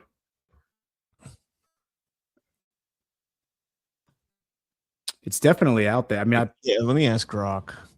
Yeah, ask Brock if you can find it, because there's two videos you're looking for. You're looking for one from 2023. It should be about October 15th, I think. So October 15th, 2023, right after October 7th, that's when Trump decides to come out and tell everybody that Netanyahu double crossed him and backed out of the Soleimani attack. So Soleimani is killed on January 3rd, 2020. The same day, by the way, the anniversary, that's when we arrested Maduro. Maduro was January 3rd, 2026. So also the anniversary, there was another anniversary. Was it Escobar? There's another anniversary in Panama of January 3rd. Not Escobar. Anyways, go ahead. I'm sorry. Yeah. So this, as the story goes, I guess it must have been January 2nd, 2020, the night before the attack. This guy who's in Mossad, he was the point man on the Soleimani file, as they called it. David Barnea. He calls up Trump. He calls up the White House and says, "You know what, guys, love y'all, but we're out." And the plan was that America was going to provide all the intel. Israel was going to fire the missile. That was the plan. And so David Barnea calls up and says, "Thanks, but no thanks. We're out. Like, we actually don't want to do this." And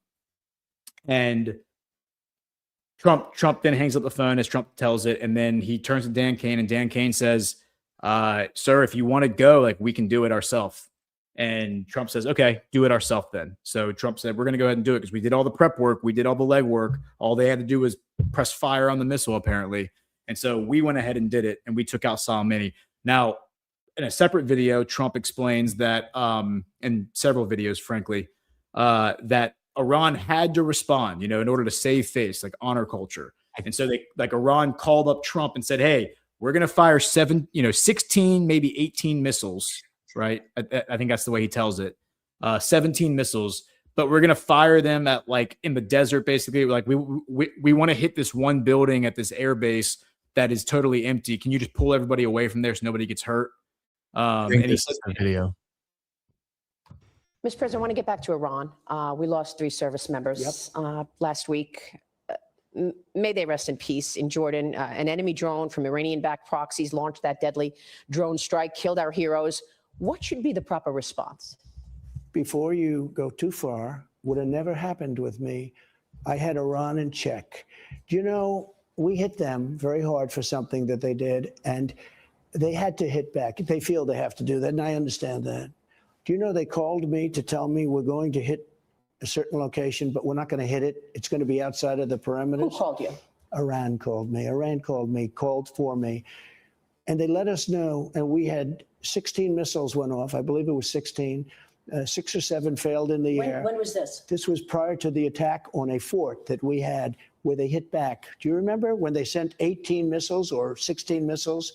5 failed. They let us know, don't move. We're going to have to hit you back. Psychologically, we have to do that because we hit them on something. You remember. They sent 16 or 18 missiles, and we knew they weren't going to hit inside the fort. And the media was going, and now I reveal it, the media was going wild because they say it's strange. They're very accurate missiles. How come they all missed? Nobody was killed, if you remember. Yes, with all of those missiles, nobody was killed. Now, they had to do it because they have people and they have to show strength. So they aimed the missiles, but they said, please don't attack us. We're not going to hit you. That was respect. We had respect. When we took out Soleimani, Israel was supposed to do it with us. 2 days before the takeout, they said, we can't do it. We can't do it. I said, what? We can't do it. Then I had a certain general who's great. I said, so General, do we do it ourselves? He said, we can, sir. It's up to you. I said, we'll do it. But Israel was a part of it. Bibi was a big part of it. And we had everything planned, everything, because what he has done is terrible. What he did to us was terrible. Killed so many of our soldiers, killed so many people. He's the father of the roadside bomb. You know that, right? And Soleimani, it was just incredible. And al-Baghdadi, I wiped him out too. Yeah. We took out al-Baghdadi, the founder of ISIS, that nobody could find except me, and Soleimani, father of the roadside bomb. Now, and beyond that, killed many people. He was going to attack 5 of our military bases, and we took him out. And we took him out without Israel, because Israel, 2 days before the attack, they said, we cannot participate. Yeah. Share my screen, because this is like, that's not the first time he's told this story. This is the first time he told the story. And I jumped forward to where it is. This is October 11th, actually, not 15th, 2023. You can see the date right up here in the upper left. So this is 4 days after October 7th. This might have been his first rally after October 7th. But listen to what he says here. He chooses this moment to publicly disclose his information for the first time. Thing, and about 15 seconds later, it was all over, and we did it. But I'll never forget that Bibi Netanyahu let us down. That was a very terrible thing. I will say that. And so when I see sometimes the intelligence, you talk about the intelligence, or you talk about some of the things that went wrong over the last week, they've got to straighten it out, because they're fighting potentially a very big force. They're fighting potentially Iran. And when they have people saying the wrong things, everything they say is being digested by these people, because they're vicious and they're smart. And boy, are they vicious, because nobody's ever seen the kind of sight that we've seen. Nobody's ever seen it. But they cannot play games. So we were disappointed by that, very disappointed. But we did the job ourselves, and it was absolute precision, magnificent, beautiful job. And then Bibi tried to take credit for it. That wasn't good. That didn't make me feel too good, but that's all right. So they got to strengthen themselves up, because they're fighting a big force. And, Iran's got close to a 3 million person army, military. That's big stuff. That's no longer the minor leagues. We had them so in check, they wouldn't do a thing against us. They wouldn't do a thing. They wanted to make a deal so badly. If that election wasn't rigged, we would have had that thing done so fast, and you wouldn't have any of these problems. But you would have never, ever had anybody attacking Israel if I were president. It wouldn't have happened. It wouldn't have happened. Yeah, I mean, a lot of interesting little tidbits in that, like in hindsight, like when he's talking about how powerful the Iranian military is, and yeah. So what ends up happening is, again, this is 2020. Biden comes in, of course, a year later, and then in 2022, a group of journalists who had been researching this stuff for years figure out that Yossi Cohen, who was the head of he's like the protege of Netanyahu. He's the head of Mossad. They call him the James Bond of Israel, because he's this dapper guy, like good looking guy. He was caught in 2019 sneaking around the Democratic Republic of Congo 3 times by the DRC's government. And so he's banned for life. And so this whole scandal unfolds publicly from this reporting. And he basically has to resign. He has to resign as the director of Mossad and kind of like distance himself from Netanyahu and just from all of Israeli government. So then Netanyahu elevates the Soleimani guy, David Barnea, the guy who was Soleimani, like the point man on the Soleimani file, who picked up the phone and called Trump and said, we're out 2 days before the strike. He's now the current director of Mossad. And my theory, my speculation is that Soleimani was a Mossad asset, and David Barnea was his handler. And basically, the Iran nuclear deal, which Netanyahu acted like publicly he didn't want to happen. Like Netanyahu said, this is terrible. I think that money was going to guys like Soleimani, and was then being used to build up militias across the Middle East who were supposed to, at a certain moment, attack Israel provoke a war that would suck the entire Middle East in a much more aggressive way than what we're seeing happen right now. What we're seeing right now is mostly narrative.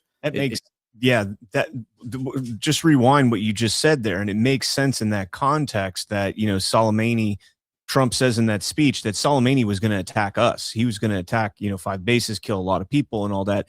And if it is, you know, and a lot of people don't realize. So, you know, I was listening to your geopolitics yesterday, and you were talking about Lebanon, and you were talking about how much infiltration there is in Lebanon. And I started reading. I was reading a section about an article that was from a decade ago about one of the 9/11 hijackers and how his uncle was actually a Mossad agent. 2 of his uncles were Mossad agents that had infiltrated Lebanon, the Lebanese army, and were pushing, or excuse me, not the Lebanese army, excuse me, Hezbollah, and were pushing attacks on Israel. And, you know, you and I have talked before about the American influence on Lebanon. We literally pay their entire military salary. The army salary is paid for by the United States. And the special police that we fund over there are specifically thwarting out the Israeli spies that are within, or rooting them out, that are within Lebanon's, military and police service. And the reason for that, a lot of people say, well, the Israeli spies are in there to make sure that they don't get attacked. No, they're there to make sure that they do get attacked. They're there to influence those attacks. And that's kind of the same logic of Soleimani going out there and hitting in order to provoke something and escalate something further. And so that is a very interesting idea that Soleimani was an asset. Yeah. And as more time goes on, I become more confident in that theory. And again, the optics, like the things that people will point to like refute that, is they'll be like, well, wait a minute. Obama did the Iran nuclear deal, and Obama hated Israel. Like, Obama was a Muslim. Like, Obama and Netanyahu hated one another, right? Well, that's the narrative that they sold you. But the reality is this, is that you'll recall that traitor that secretly met with Mike Huckabee last summer, and that caused a whole firestorm of a whole shitstorm for Mike Huckabee. Again, this guy is born and raised in New York City, right? Is not an Israeli citizen, joins the Navy, is a naval intelligence officer, and steals 10,000 documents from the U.S. government, like all classified information, including the signals intelligence book that the IC uses to like gather signal intelligence, gives it to the Mossad, and then confesses guilty to all of it in order to avoid a trial, I think, that would have implicated Israel. Israel then, of course, apologizes formally to the Reagan administration and says, yeah, sorry, our bad. We were involved in that. No retribution, no repercussions, no consequence. This guy gets life in prison, no execution, right? And then in 2011, Mike Huckabee is lobbying in Israel and in the U.S. for this guy to be released. And then he's released in 2015. He's pardoned by Obama.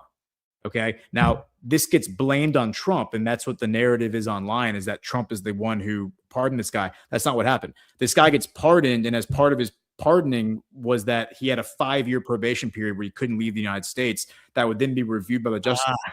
And so he's pardoned in 2015, and then in 2020, his like probation comes up for review, and the Justice Department decides not to extend it. So as soon as his pardon is or his probation is over, Sheldon Adelson charters his plane, sends his plane to pick him up from prison, and then flies him to Israel. And this is him arriving in Israel, and look who's meeting him.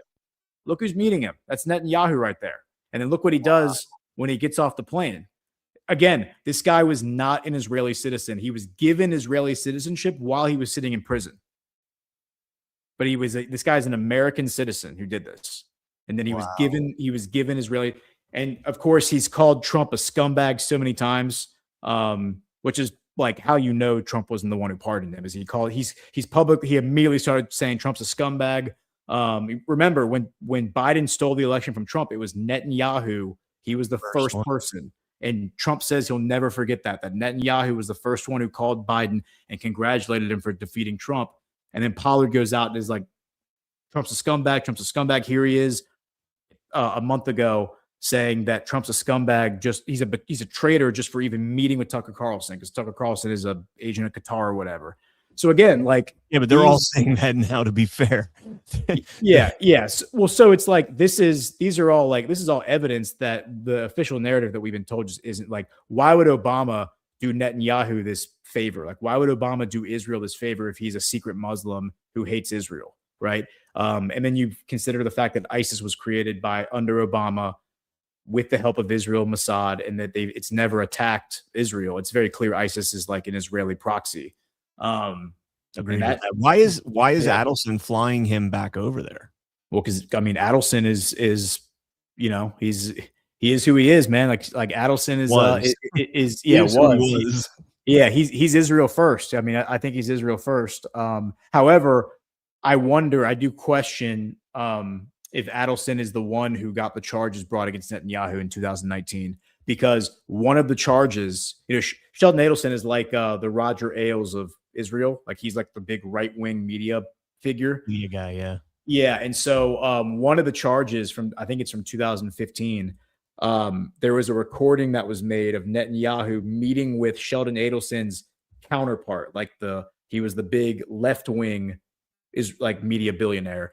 And what Netanyahu said is, he said, look, if you stop digging into all of my skeletons and you start giving me like at least neutral coverage, if not good coverage, I promise that I will start giving you and your outlets exclusive access to my government and like exclusive scoops to things that are happening. Like, so you'll get the first swing at it instead of Adelson. Adelson's the one who bankrolled all of Netanyahu's campaigns. So it's like, he's stabbing Sheldon Adelson in the back, looking out for himself, because he just doesn't want his skeletons exposed by the left-wing media. I wonder if Trump convinced Sheldon Adelson that Netanyahu deserved to get charged with a crime for that, because they had the recording. The recording was released publicly. It's all in Hebrew, but that's a slam dunk. That's a slam dunk conviction. Like, what he did was considered, fraud or whatever in the Israeli justice system. So I wonder if Trump used Sheldon Adelson, who is Israel first, to get charges brought against Netanyahu, because Netanyahu stabbed him in the back.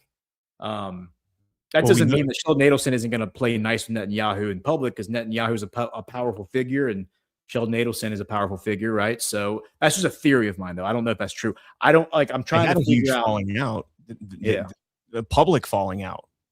And what was it, 2016? Sheldon Adelson and Netanyahu? Netanyahu, yeah. Did they?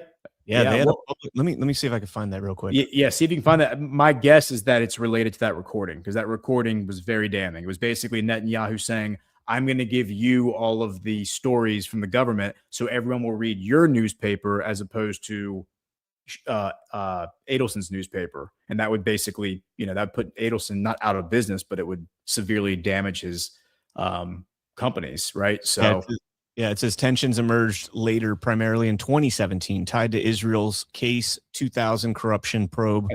Adelson testified to police in May and June 2017, expressing surprise, disappointment, and anger over leaked recordings of Netanyahu's strikes with Yediat Aharonot publisher Arnon Moses, which allegedly aimed to undermine Adelson's pro-Netanyahu paper, Israel Hayom. Yep, that's it. Yeah. Yeah. So I think Adelson had, I do remember reading that actually now. So that's how I came up with the theory that I think Adelson had a grudge against Netanyahu, and Trump convinced him, hey, let's get charges brought against him. Obviously he testified against him, right? So, but again, like, from Trump's standpoint, this is always game theory. Like, now we have charges against Netanyahu. Fast forward to this year, Trump is lobbying publicly for Netanyahu to be pardoned. There's a whole process that they have to go through, a 90-day review. It started in December. They just came back 2 weeks ago and said, the pardon office, and said, we don't approve. Like, we looked at everything and we think it's a strong case, and we don't think that there's actually the request does not meet our standard for a pardon. So no, you don't get a pardon. So that means as soon as Netanyahu is out of office, he's going to go to trial. Like this trial has been delayed so much that they're going to go to trial like the next day. Like, they're ready for trial. And as soon as the trial is over, he's probably going to get, I think it's 5 years per charge. It's 3 charges, and 2 of them are slam dunks. 2 of them are like, it's smoking gun. So he's probably looking at least 5 years in prison, maybe 10, maybe 15. And again, all it requires are like the political landscape, because people can say, well, he's so powerful. Is he ever actually going to be held accountable? Look at it from this perspective. If the whole world hates Israel and is mad at Israel for what they're doing optically, what if the Israeli like political class says, hey, wait a minute, we can pin all this on Netanyahu, say it's his fault, send his ass to prison so he can't bother us anymore, and he just becomes the scapegoat for everything, right?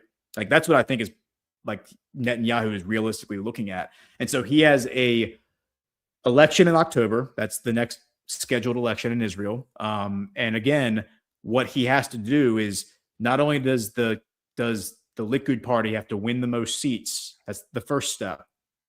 The second step is once you've won the most seats, you have to convince 61 Knesset members to support you as prime minister. That's how you become prime minister. And you get the first crack at it if you are the majority party. And between 2018 and 2020, for like 2.5 years, I think they had 5 elections. They could not seat a government because Netanyahu would win the election and he couldn't get 61 members. And then Benny Gantz would win an election. He couldn't get 61 members. And then just back and forth, they ping-ponged. It was called the Israeli political crisis of 2018 to 2020. And then it was COVID. Netanyahu said, hey, Gantz, why don't we be like co-prime ministers? You'll be the alternate prime minister. He never actually stepped down and let Gantz become prime minister, but he said, for the sake of our country, let's like put our differences aside and let me be prime minister. And then what ends up happening is these 2 other guys, Yair Lapid, who is like he's like Sean Hannity, or maybe not Sean Hannity, but he's like a left-wing, like a left of center TV anchor. He's like a TV celebrity. Who becomes a politician. Him and this other guy named Naftali Bennett. And Naftali Bennett describes himself as 10 degrees more right-wing than Netanyahu, but he's not religious. He's not like, he's Jewish. He's like yay, Jewish identity, but he's not into like all the Orthodox stuff. The Orthodox, like the Kahanists, right?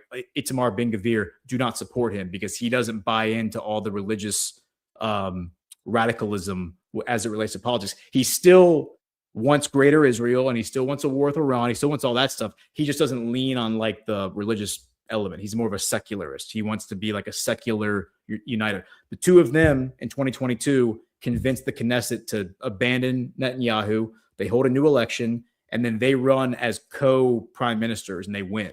So for 12 months, Naftali Bennett becomes prime minister, and then he steps down and he lets Yair Lapid for a year.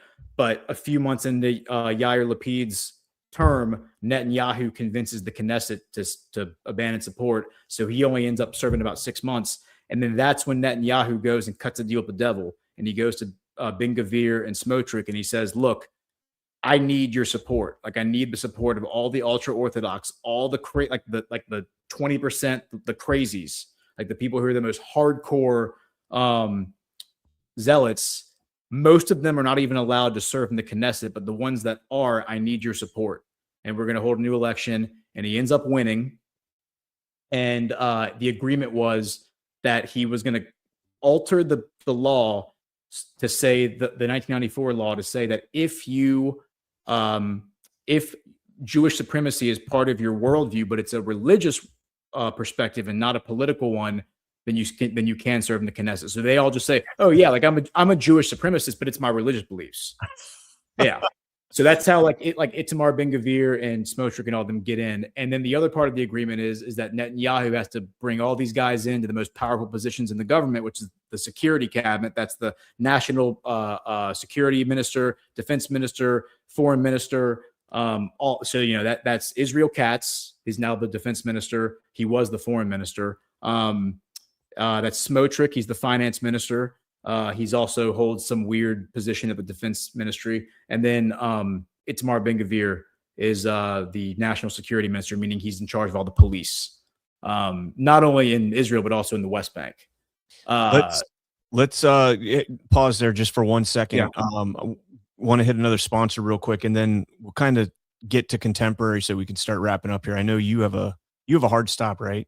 Well, my kids are going to walk in here in the next 30 minutes, anytime in the next 30 minutes. So just, when they walk in, they're not going to let me continue to do this. Okay, so we will go ahead and hit our last sponsor, and then we'll get kind of to contemporary conflict and where we're at right now. But all right, here we go, ladies and gentlemen. Have you guys tried 1775 coffee yet? Well, now is your chance. The 1775 starter kit has just dropped with only 1,000 units available. You're getting the bold dark roast that hits hard, the smooth medium roast, and the vitality mushroom coffee for clean energy and laser focus with no crash. All single origin, small batch, toxin free and mold free. Plus, you're also getting a gold spoon clip because freedom is not scooped with plastic, a frother strong enough to stir up your coffee and your mother-in-law's emotions or opinions, and a black 1775 tumbler, $170 worth of coffee and gear. Yours for just $100, $99 to be exact. This is for the ones who've been watching 1775 blow up on Rumble, wondering if it's actually worth it. Spoiler, it is. Go to 1775coffee.com/studio and grab your starter kit before they're gone. Bold beans, clean fuel, and a morning routine that stands for something just like Rumble does. All right, and thank you to 1775 Coffee. Let's go ahead and get into the contemporary. So, yep. So you start with the question. Well, I was just going to say, I think you and I have very similar ideas on what took place on February 28th. And I think we both are in the camp that the U.S. was not necessarily planning to attack Iran at that time, but the Israelis did. I think my take is that they tried to stop the negotiations. There were ongoing negotiations. The Russian media and some of the Iranian media, the IAEA representative that was there, all of them were reporting that Iran was going to concede that they will not enrich uranium. They will keep it down. I think 1.5% was what they were negotiating on. They had negotiations that were continuing in Vienna on the following Monday, and then all of a sudden the attacks happened. So I've given my take before to my audience, so I'll let you go ahead and jump in there. Yeah. So my general take here is that I think that Trump is working with the Iranians. I think that him and the Iranians are actually on the same side. Like I already said before, that the Venezuela model I think was already implemented. To what extent is like actual kinetic fighting happening? I do think there is kinetic fighting happening because I think Israel and Iran are actually fighting one another. But to what extent the U.S. is involved and to what extent, any of these Iranian leaders have actually died, a lot of that I think could be like misreporting.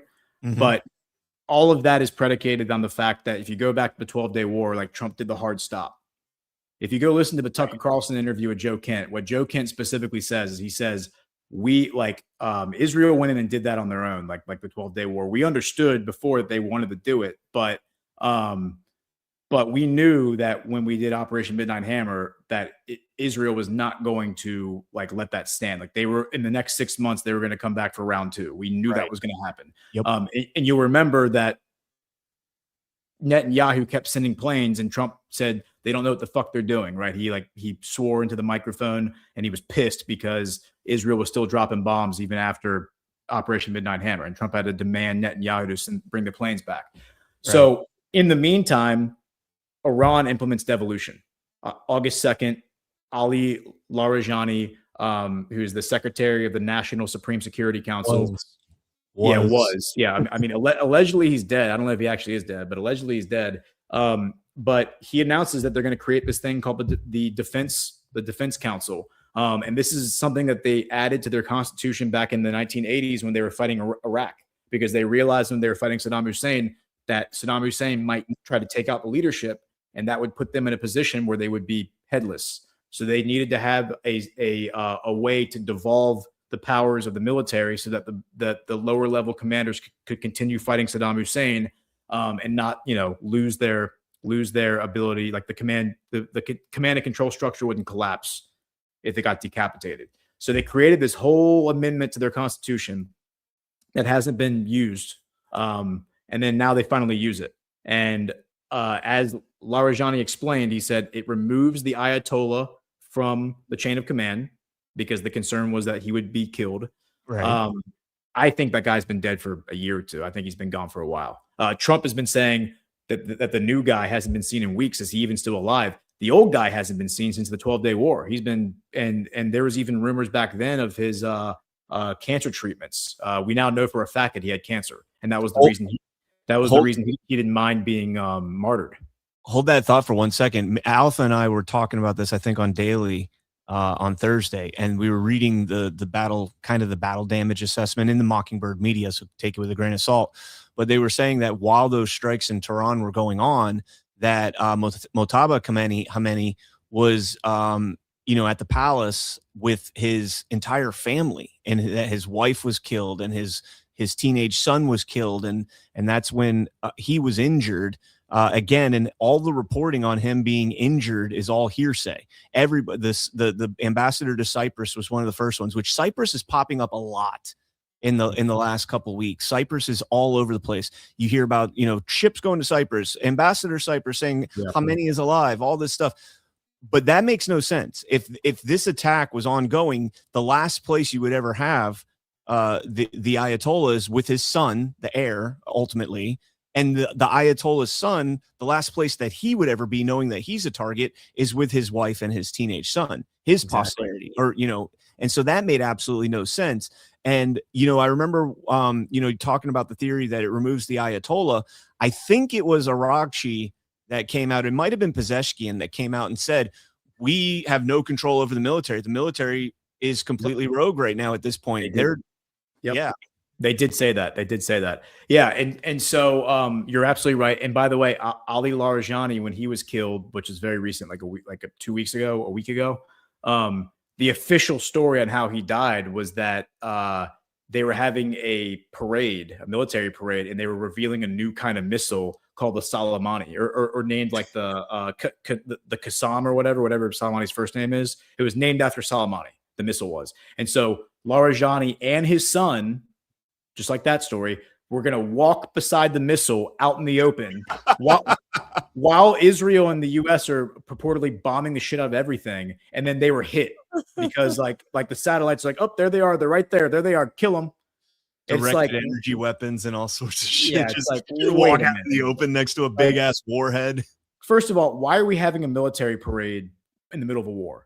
Second of all, why is like one of the most important guys in your government, especially considering all these other people have allegedly died, why is he walking out in the open in the parade next to his son? Like, come on, like this seems a little silly. So stupid. Yeah. So, but back up to the devolution from August, what was reported, like the focus of they called it continuity of government. What was reported, it was all economic. It was like, hey, our concern is that the West is going to try to hyperinflate our currency. And so we are going to devolve the powers of the Ayatollah to the 31 governors. There's 31 provinces in Iran, and each governor now has the authority to negotiate bilateral trade deals with any country, and they can use any currency they want, which previously was prohibited. And they can even do bartering, like goods and services, which is how Hitler pulled Germany out of hyperinflation in 1933. That's also how, by the way, all the Jews got from Europe to Palestine. That was the Havar transfer agreement. That's its own scandal. And so the other part of it was it tore down the entire command and control structure of the IRGC, security, intelligence and security, like military, because they said, we're worried that Mossad has infiltrated this. That Mossad has come in and so we can't trust anybody. We got to rebuild this whole thing. And so then you fast forward to January, like December, January, that the currency is hyperinflated. Scott Bessent has come out and confirmed that we did that. That gets people out on the streets. People are then rioting. And then that's when Trump is saying, go, go, go, go, go. You'll remember that the IRGC cut off the internet. And then Elon stepped in the same day that Trump said, go, go, go, retake control of your government. And that was when Elon stepped in and said, I'm going to give free Starlink to everyone in Iran. Right. And then a few days. Yeah. And then we get reports of all of these people being arrested. And then Arakchi comes out and says, yeah, all the people we arrested were like the Mossad assets who were like were instigating all this stuff. And by the way, Russia helped us hack Starlink. Starlink is the reason we were able to geolocate all of them. So basically, like Elon Musk unwittingly helped the IRGC identify all of the Western intelligence assets, whether they're Mossad or CIA or whatever, and then basically shut down the entire color revolution. They neutered the color revolution. Now we get this war narrative that starts up, whatever, a month or two later. And again, my theory is your theory, that I think that Israel just started doing this. Trump and them figured out that they were going to do this. And so Trump steps out and says, this is our war, not Israel's war, meaning we're in charge of it. Like, we decide when it starts, we decide when it ends. I control the narrative, not Netanyahu. We're not responding to Netanyahu's narrative. I'm now the storyteller here. And again, if I'm right that Trump and Iran are to some extent working together, at least through back channels, maybe Putin, maybe Erdogan, then they can both just bullshit. They can both just tell stories, right? I mean, now missiles can still be flying back and forth between Israel and Iran, but Iran can be like, oh yeah, oh, got me, I'm dead. He's dead. Who knows? Well, like if these guys are actually dead, right? But that's what they're doing. Like, you just mentioned Ali what is it, Larijani? Yeah, Larijani. He's the COG guy. We had, I'm looking now, Ishmael Khatib was the Minister of Intelligence, the guy that went in there and proclaimed that we rooted Mossad completely out of our ranks. He just got killed. All these people that were, kind of pushing back against, Israeli influence within and doing things to shore up the potential of an attack. Is it real or not? I don't know, but they're all in witness protection, right? That's what people like to say whenever somebody dies, right? They're all in witness protection, hanging out together. John would be so triggered right now if you said that. Yeah, I mean, I don't know what it is. I do agree, though. When Joe Kent comes out and says, there was no imminent threat. Well, and all 18 intelligence agencies agreed on this. That is a very bold statement for Joe Kent to come out and say. And President Trump did not go full like attack mode on Joe Kent, even though he said that. No. And so when Trump says there was an imminent threat, Iran posed an imminent threat, I firmly believe personally that the imminent threat was the retaliation from Israel's attacks. And so if Israel goes in there and attacks, Israel does not have the assets, the capabilities, or the resources to attack Iran the way that the United States can, to where we can disable countermeasures and counterattack capabilities, counterstrike capabilities. Israel didn't have that, but they knew that if Israel went and attacked, and there's a game plan for it. I'm not saying that this wasn't like a planned attack. This wasn't a plan that was in place. But if Israel goes and attacks and the United States does not respond, part of that counterstrike is definitely going to fall on America. They're definitely going to attack us, just guilty by association. And so to me, when President Trump said there was an imminent threat, that was the imminent threat, not anything else. And that's why Joe Kent is coming out and saying what he's saying. I 100% believe that Joe Kent is an op. I think he's an operative working for Tulsi. I think Tulsi's a white hat, and I think Tulsi and Trump are on the same page. And I think the words coming out of Joe Kent's mouth when he says, here's what we need to do. We need to go tell Israel to sit down and shut up. You no longer get to make the calls. We're making the calls. And if you don't stop, we're going to start pulling our defense, our security architecture out of the Middle East that protects you. That's what Joe Kent said to Tucker should be done. And I think that was Trump sending a message through a proxy to Netanyahu. I think that was basically as direct as you're going to get. If you back up and look at the 12-day war, I think Operation Midnight Hammer was a pause to give Iran the opportunity to prepare for the war, right? And the reason that Israel has to do the war right now is because you saw Lindsey Graham freaking out. Lindsey Graham was freaking out for the past 2 months and he said, he's been accusing Trump, if you don't follow through with this and attack Iran, you're going to be Obama. You're going to be Obama 2.0. You made all these promises. And now you're not going to follow through. You're Obama. I think the reason they were all panicking, like Levin and Lindsey Graham and all them, is because they knew that they had blown their load. Like, that was the one shot they had. They had this entire network that they had spent decades putting in place. Soleimani probably was the one putting a lot of these people in place. And they hit the go button because Trump said, go, go, go, go, go. And then we weren't there. Like our aircraft carrier strike groups were in the Caribbean dealing with Maduro. Sorry. They wanted that too, by the way. Lindsey Graham wanted that too. And so that then creates the condition where like they have to attack. Like it's now or never. Like you're never going to get this opportunity where you have the public sympathy, you have like the narrative in place.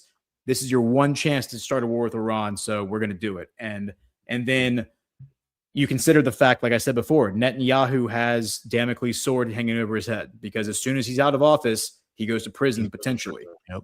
Like he doesn't know what's going to happen. Anything could happen. And at his age, that's a death sentence. 10 years in prison at his age is a life sentence, right?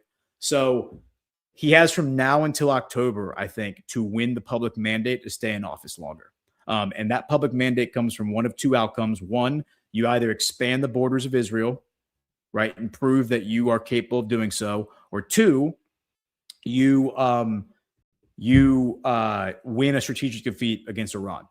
You get Iran to submit to you. You do either one of those things, and I think that you win the public mandate to stay in office. And like the other side, like Yair Lapid and Naftali Bennett will nod their head because they've already said that. Like, if you go to war with Iran, we will back you. Like we'll drop everything and we will be on your side. I think they'll nod their head and they'll say, you know what? We'll give you some more time. Like keep going, keep cooking. Let the man cook. So that's, and again, from Trump's perspective, from a white hat perspective, you're taking a conflict that has been in the works for 40 plus years. Netanyahu said, I've been working on this for 40 years to get this war going. This thing was going to happen no matter what. It was going to happen today, or it was going to happen in 10 years, or it was going to happen in 20 years. And 20 years from now, you don't have Trump, you don't have Xi, you don't have Putin, you don't have anybody who can really stand up and stop this. So instead of waiting for it to happen in the distant future, hoping it's not going to happen, you force it to happen right now while you have total control, while you have friends in Russia, friends in China, and maybe even friends in Tehran. I mean, Trump just said today or yesterday, we're talking to people we trust in Tehran. We like these people we're talking to. He doesn't say who they are, but he said we have friends in Tehran. So you then condense this timetable. So instead of a 10-year war, you get a 10-day war or a 1-month war. Most of it is narrative. But then you also force Israel into a situation where they have now bitten off way more than they can chew. I saw people reporting on Telegram earlier, I don't know if it's true, I haven't verified it yet, that they did finalize and approve the 40,000 reserve call-ups. So they're going to mobilize 40,000 reserves for the IDF, meaning that they're going to go around and they're going to force people, just normal people who like served in the IDF before, to leave their life and come back and serve in the IDF again for a war with Lebanon, because they're now taking Lebanon. They have now formally said, Israel Katz yesterday, the defense minister, we are annexing everything south of the Litani River. So southern Lebanon is now going to become part of Israel. That's now like official. And they're going to need men for that. And again, a lot of these reservists that they're calling up already came back as reservists to fight in the post-October 7th war. So these guys are all exhausted. The Israeli economy, I've heard, is in dire straits because of so many businesses that have had to shut down and employees not being available to work. So there's economic pressure there. But meanwhile, Netanyahu, because of his own personal situation, Damocles' sword, has to push the entire country forward into a war that they may not necessarily want. They want it, but are they ready for it? And I think they're going to see a situation where they're going to run out of interceptors. Because Iran is like set up with devolution to just fire as many missiles as they have, they're going to keep firing missiles. And I think that Israel's going to be in a situation where they're facing like existential defeat, or they need to negotiate surrender. So Netanyahu's going to have to, like, with his tail between his legs, negotiate surrender. I think that we might be, and again, you got the Samson option. I was just about to say, I think you got Samson option lingering in the background, but they just announced that this is from the Israeli press, that they're extending the closure of the Ben Gurion airport, the one airport in Israel, to late April. So it's like another month of no flights coming or going from Israel. And that's a big deal because there are a lot of people trying to leave Israel right now because they're worried about a missile hitting their house. I think, the Samson option, I'm hoping that somehow that is being monitored just in case that ever does happen. If they ever did something like that, that's the end of it. And that it's as equally as much, a detriment to them as it is their last resort. So I don't know that would ever happen, but that is their doctrine, right? That we will do whatever we have to do to. Yeah, and maybe it's narrative. Like maybe narratively we learn that they're going to do this, and then it doesn't actually happen. Right. Like it could become a narrative thing. But I think it's very possible. I mean, these people are desperate, so it's and they're basically Netanyahu is a cornered animal at this point. Like he has to lash out and bite first. And so, and then you think back to the comment that Trump made when he was first asked. Remember, Marco Rubio comes out and Marco Rubio says, well, we had to attack because Israel wasn't going to attack. So we had to strike first. And then Trump is asked about it like a day or two later. And Trump says, well, how do you know that my hand was forced? Maybe I forced Israel to do this. Like, I think he was like, he kind of did. That was the signal. That was like he forced Netanyahu into a situation that Netanyahu, and again, you go back to the thwarting of the color revolution, Operation Midnight Hammer, the devolution of the Iranian government. Like this is a long running, I think, forcing of the hand. He forced Netanyahu into the situation over the past year. And now Netanyahu had no choice but to plow forward despite not being prepared for it. And now you just have narrative chaos. And the signal in all of this is the goofiness of Trump. And like the White House is posting pictures of like Nintendo Wii with like missiles blowing up, like intercut into it. And then the Iranian government is responding back with like Lego AI videos of like. I know you saw the one today, right? The missile one. So. You haven't seen the missile one? Not the new. I don't think I've seen the newest one. I've seen like 2 or 3. Hold on. Let me. But I mean, but the Iranian government are the ones posting this, like their official accounts. It's not just like this is Fox News, but it's not just influencers doing it. It's like official government accounts are posting like memes. Like Trump says, he was asked yesterday, who's going to control the Strait of Hormuz? And Trump says, maybe I'll control it. He says, maybe the Ayatollah and me will control it together. And then the Iranian embassy in Saudi Arabia, which is the one place that's been kicked out, they posted a video of like a baby, like a toy steering wheel attached to a dashboard. And they're like, we both are going to control it together with like laughing emojis. And it's like, wait a minute, what? Like, is this a serious war or is this like a goofball, like comedy hour, Check out this one. Oh yeah. This is the. Oh, you did see this? Well, the Statue of Liberty. Yeah. Go ahead and play.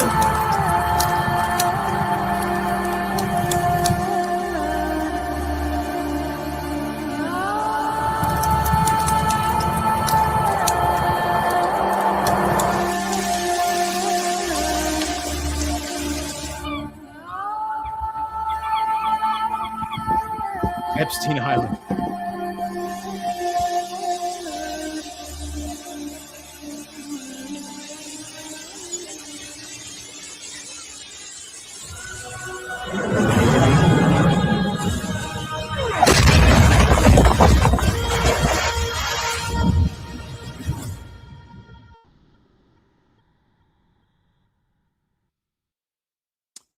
It's interesting. It's like all the places that the neocons and like the deep state have like looted and plundered over the past 70 years, right?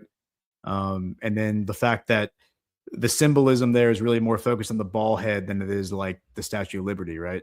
It's just symbolically communicating that it's that the U.S., but it's the satanic head of the U.S., right? That's what I said today. I was like, you can look at that and you can be like outraged that, oh my gosh, they're making a threat. Yeah, but that's not really a direct threat. That's the Statue of Liberty, but in the image of ball. And we had an argument this morning about who it actually was. But either way, they're talking it's about definitely ball. It's definitely ball. Well, we were going between ball, Moloch. One of those things. Yeah, I mean, it's definitely Baphomet. Who is it? Is it a bull? Is it a goat? Is it a pig? Whatever. But either way, the symbolism there, it's not the Statue of Liberty, which, by the way, Ash, when she's like, take the Statue of Liberty. And I agree. Give me your sick, give me your poor, give me your down, whatever it is.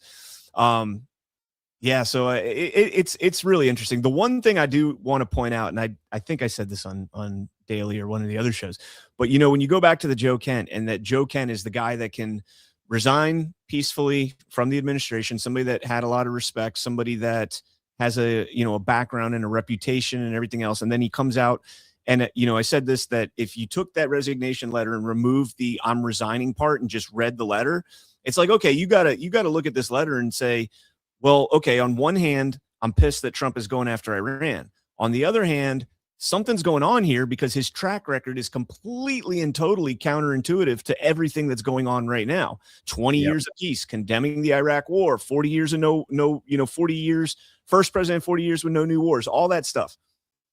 Then you start looking at what Kent said and then how it rolls out, strikingly similar to Dan Caldwell in April of 2025 before Operation Midnight Hammer, when he left the Pentagon, anti-war with Iran, goes on Tucker Carlson, a leak investigation opened against him. Same thing with Joe Kent. But then what happens the day after Joe Kent's resignation letter saying that Israel, forced Trump's hand? Trump literally puts out that Israel forced our hand on the Port Stars attack. Yep.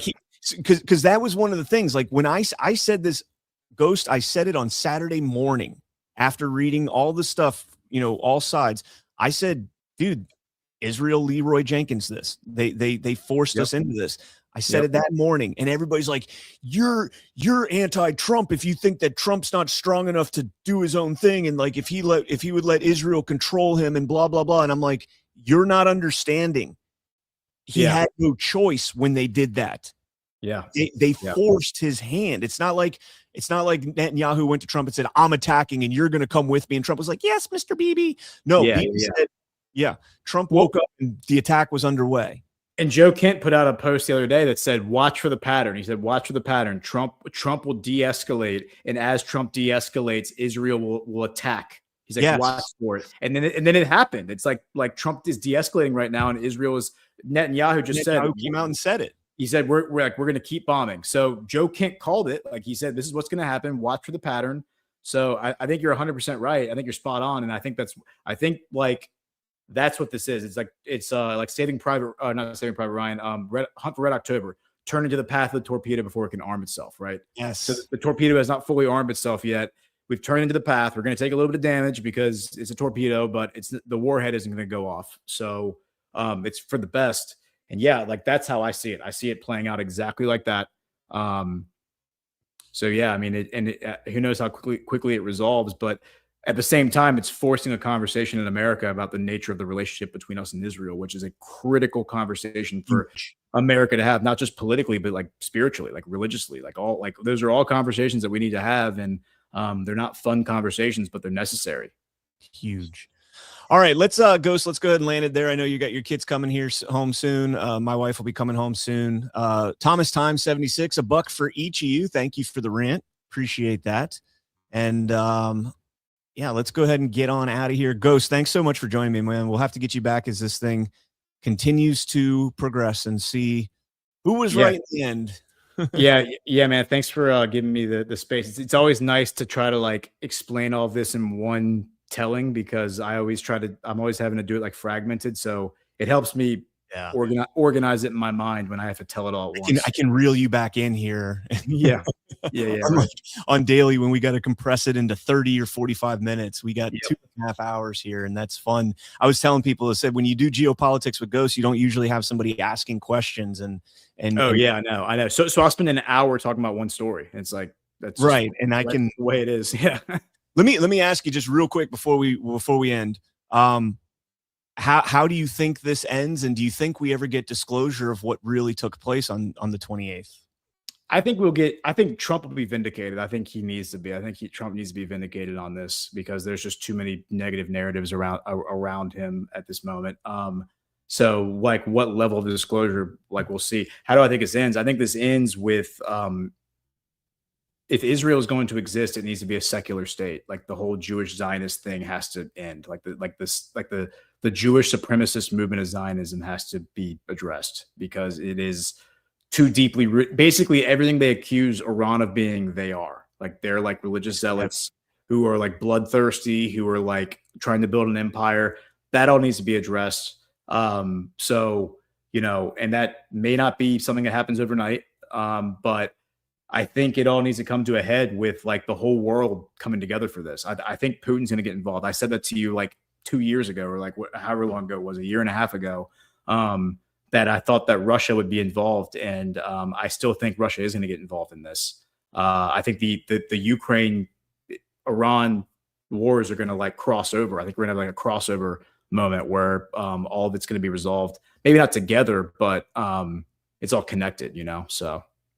Interesting. You know, I said that when Tucker did the interview with Ted Cruz, and you have Ted Cruz being like, this is a theocratic government and a theocratic regime in Iran, they're religious zealots. And then like 5 minutes later, he's like, the Bible demands that we defend Israel no matter what and shed blood. And like, I'm like, whoa, imagine calling on a whole regime, a whole people to die because your Bible tells you that, while at the same time saying that they want to kill you because they're theocratic zealots.